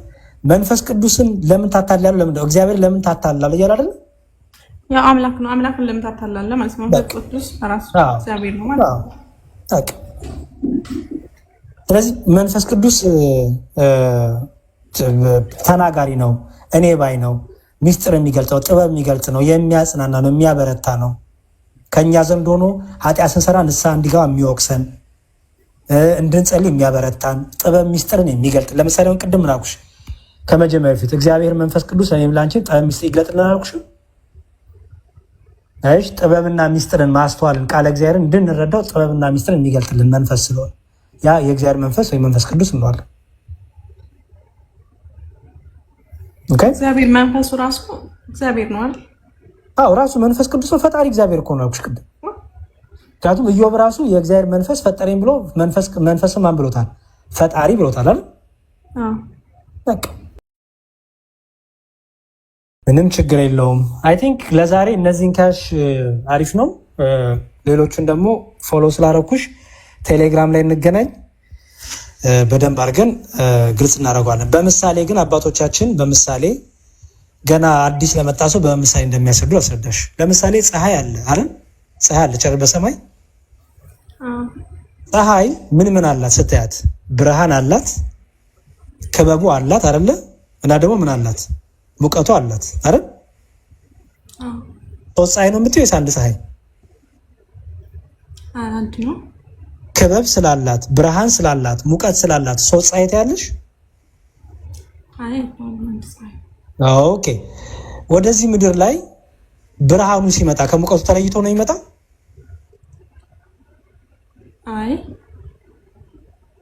ብርሃኑን ቀድሞ ሙቀቱ ይወጣል እንዴ? አይ ፀሐይ ሲወጣ ወይም ፀሐይ ያለ ሙቀት ያለ ብርሃን እና ያለ ክበብ አንዱ ከአንዱ ይቀዳደማል? አይቀዳደማል? አይቀዳደም። በጣም ጥሩ። ብርሃንን በአይንሽ ታያለሽ አይደል? ብርሃንን በአይንሽ ታያለሽ አይደል? አሁን ብርሃን ነው ታያለሽ አይደል? እሺ ሙቀት በአይንሽ ይታያል? ኧረ አይታይም። አይታይም አይደል? በጣም ጥሩ። ብርሃኑን አባቶቻችን በምሳሌ ሲያስተምሩን በወልድ ይመስሉታል። ለምን? ቅድም ምን አለን? የዓለም ብርሃን ተባለ ክርስቶስ እውነተኛው ብርሃን ይለው አይደል? ብርሃን ስለ የታየው ማን ነው? እግዚአብሔር አብ አልታየም፣ እግዚአብሔር መንፈስ ቅዱስ አልታየም። በስጋ የታየው ማን ነው? ወልድ። ጎበዝ። ስለዚህ ወልድ በምን ይመሰላል? በብርሃን። በብርሃን አይደል? ምክንያቱም ራሱ ክርስቶስ ማን ተባለ? ብርሃን ተባለ አይደል? እውነተኛው ብርሃን። ጎበዝ። መንፈስ ቅዱስ ደግሞ በአይናችን አናውን ግን በውስጣችን ሆኖ የሚያበረታን ጥበብ ሚስጥር የሚገልጥልን አላልኩሽም ቅድም? በስጋ አልታየም መንፈስ ቅዱስ ግን ደግሞ በውስጣችን ሆኖ ብዙ ድንቅ ነገሮችን የሚሰራ ነው። ለዚህ ማስረጃው ልስጥሽ። ዮሐንስ ወንጌል ምዕራፍ 14 ቁጥር 17 እንዲህ ይላል። የዮሐንስ ወንጌል ምዕራፍ 14 ቁጥር 17 መንፈስ ቅዱስም ማለት ነው። እርሱም ዓለም የማያየውና የማያውቀው ስለሆነ በደንብ አስተውይ። ዓለም የማያየውና ምንም የማያለው ነው ይላል። የማያውቀው አይደል? ዓለም በስጋ አላየውም አይደል? በስጋ የተገለጠው ማን ስለሆነ? ወልድ እንጂ መንፈስ ቅዱስ ተገልጧል በስጋ? አይ አልተገለጠም፣ ወልድ ነው። ስለዚህ ዓለም አይቶታል? አላየውም። የእውነት መንፈስ ነው ይልና ነገር ግን ወልድን አየ ማለት አይደለም። አብን አይ ኖ በስጋ የታየው ማን ነው ከተባልሽ ጌታ ምን አለ? እኔን አየ አብን አየ አይደል? እኔን አየ አብን አየ ማለቱ ምን ማለቱ መሰለሽ? እሱ ራሱ የእግዚአብሔር መልክ ነው አላልንም? ቅድም እግዚአብሔር ነው አላልንም? በቃ ስለዚህ እግዚአብሔርን አየን ማለት ነው። ግን በስጋ የተገለጠ የታየው ማን ነው ከተባልሽ እግዚአብሔር አብ በስጋ አልተገለጠም ማለት። ሰው የሆነው ማን ነው? እግዚአብሔር አብ ነው። ሰው የሆነው እግዚአብሔር አብ ሳይሆን ወልድ ነው።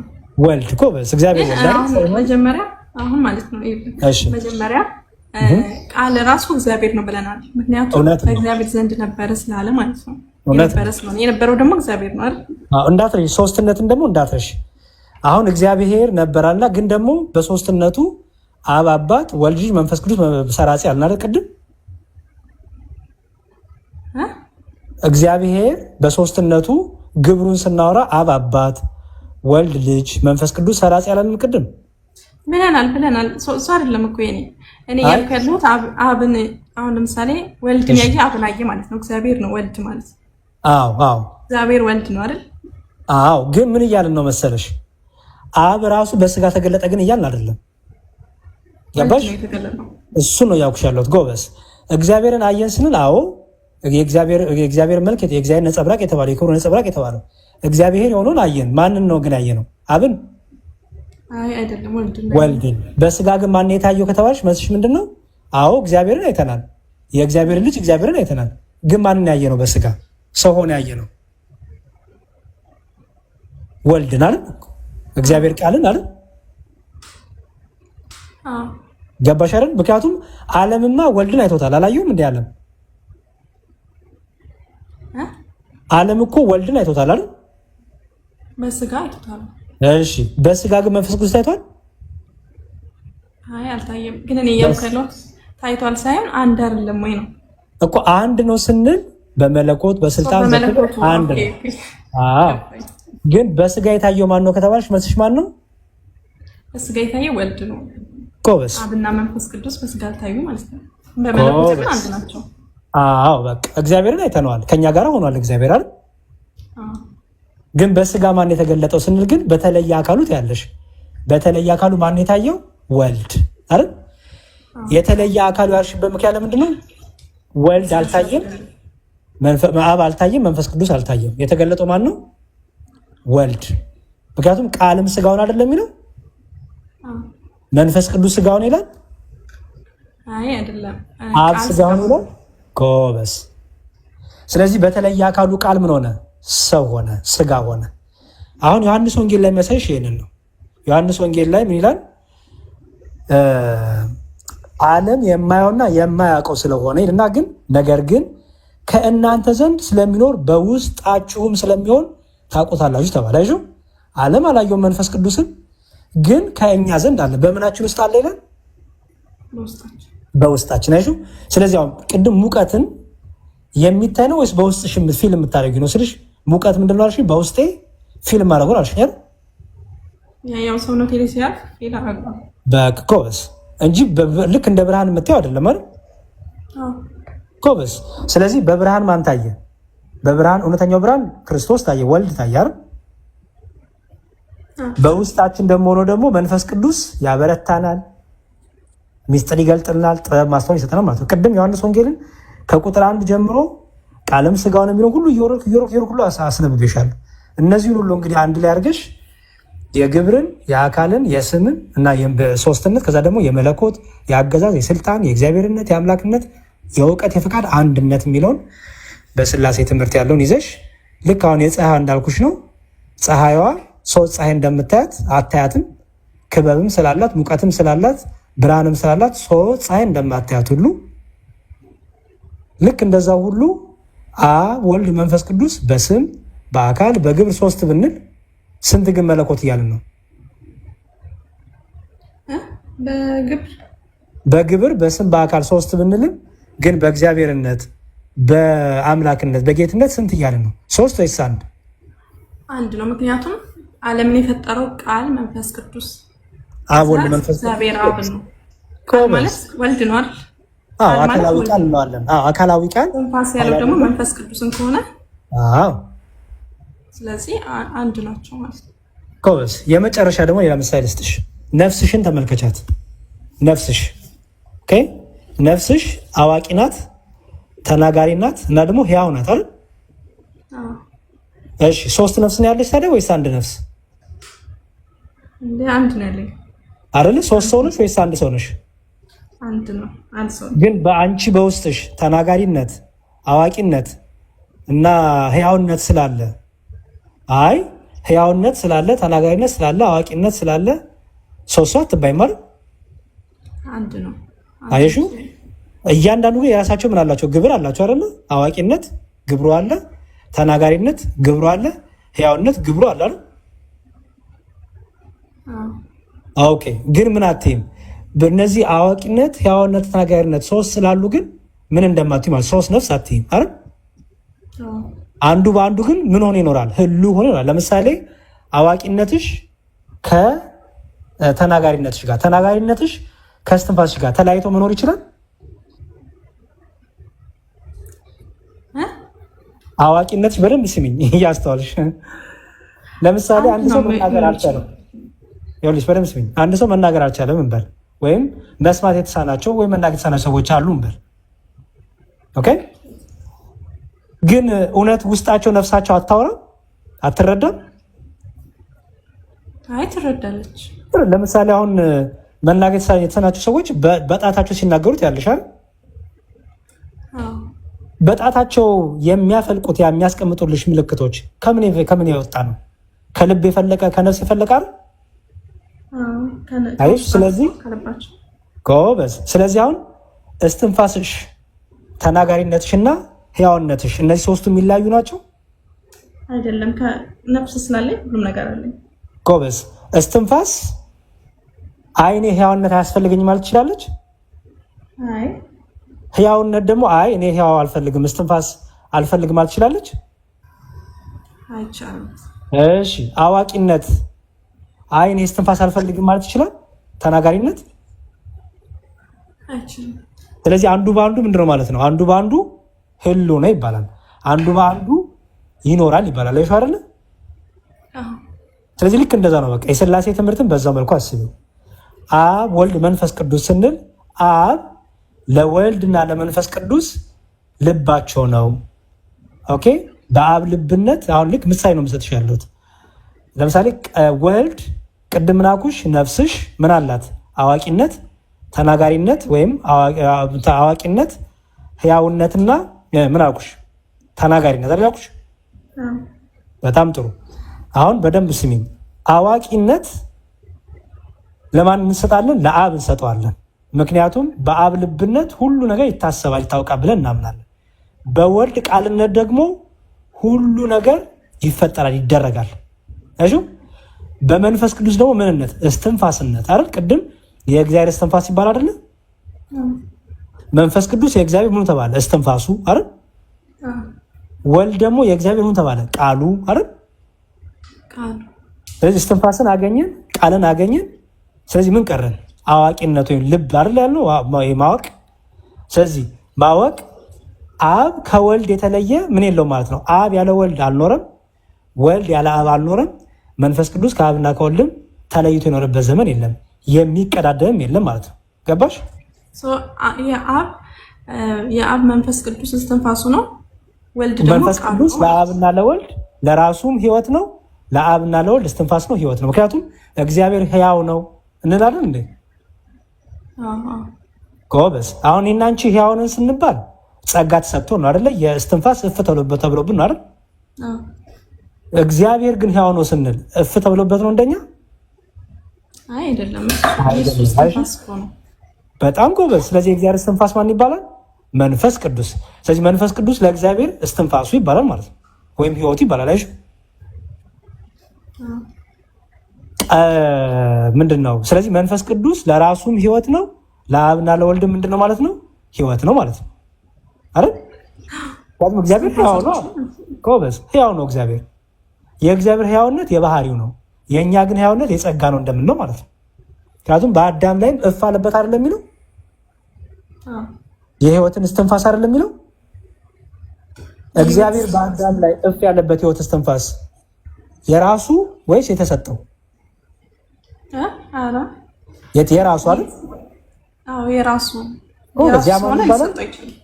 እግዚአብሔር መንፈስ ይባላል አይደል? መንፈስ ቅዱስ እንለዋለን አይደል? የእግዚአብሔር መንፈስ ይባላል። ጎበዝ። እሺ ዓለማቱ የተፈጠሩት በምንድን ነው? በቃል አይደል የተባለው? በልጁ።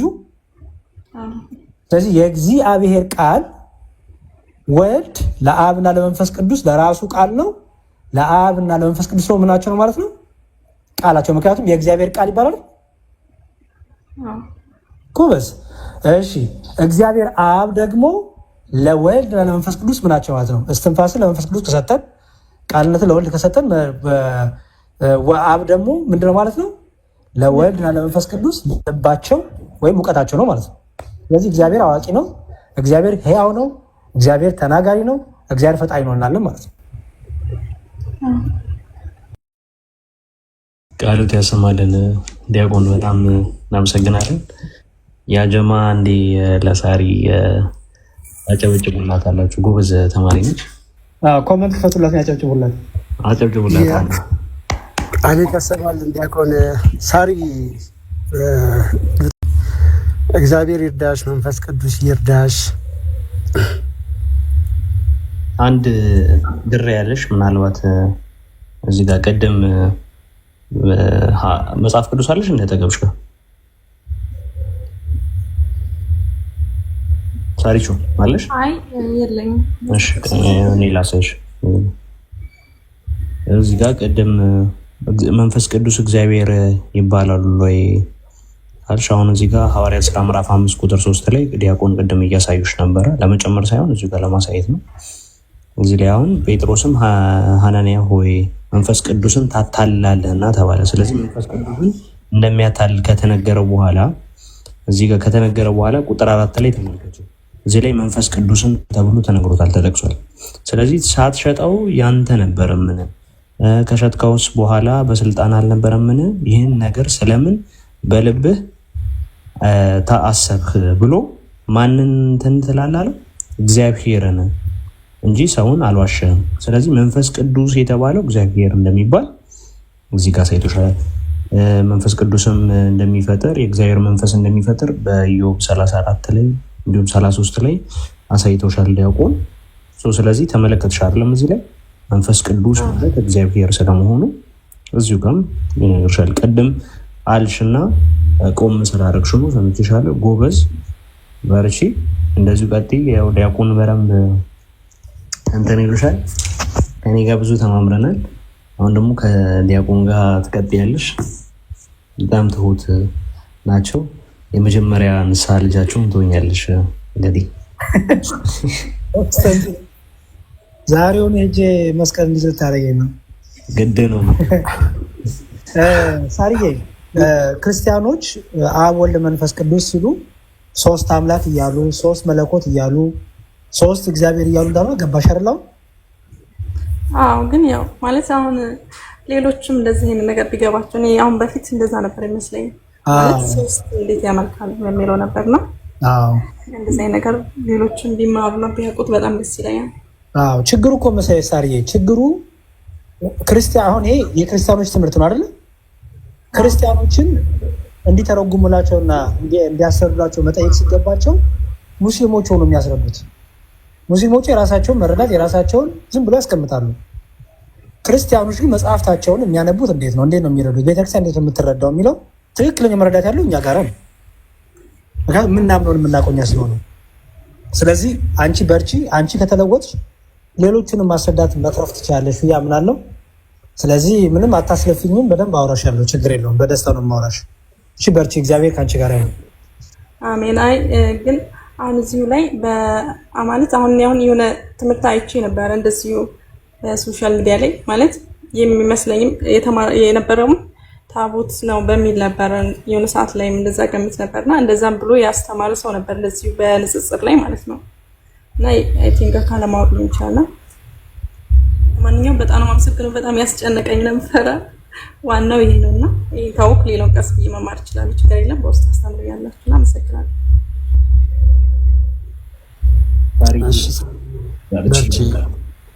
ችግር የለም። በማንኛውም ሰዓት እንዳልንሽ ከውስጥ አውሪ ከዲያቆን ጋር እንትን ይባላል። አንቺ ደግሞ ይገባሻል ከልብሽ ስለሆነ የምትፈልጊው ማለት ነው። ያወራነውም ነገር ስላለ ከልብሽ ስለሆነ ከልብሽ ደግሞ ከሆነ ማንኛውም ነገር ለመረዳት ቀላል ይላል።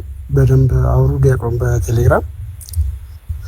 እግዚአብሔር ደግሞ ይርዳሽ። ጎበዝ ነሽ በጣም ከሁለት ቅድሚያ ግን መምህር አላችሁ ሰላም ይበሉና እንደምን አላችሁ? ቃሲስ መዝሙር ያሬድ ዴቭ እንዴት ነህ? ቃልዬ ቆስጠንጢኖስ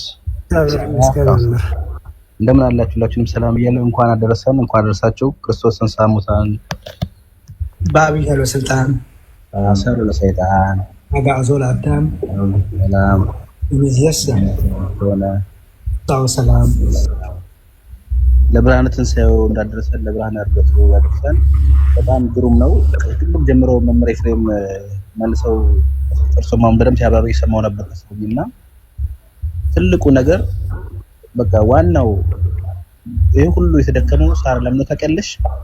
ሉል እግዚአብሔር ልዕልናውን በሰው አይምሮ መርዳት ስለማይቻል ለአንቺ ቅድም መዝሙር በደምብ ሲናገሩ ሰምተሽ ከሆነ ዲያቆን እንዲህ ለአይምሮአችን ከቀለለን አምላክ አይደለም ማለት ነው። በቃ እቺን ላይ በደንብ አድርገሽ ያስመርሻለሽ።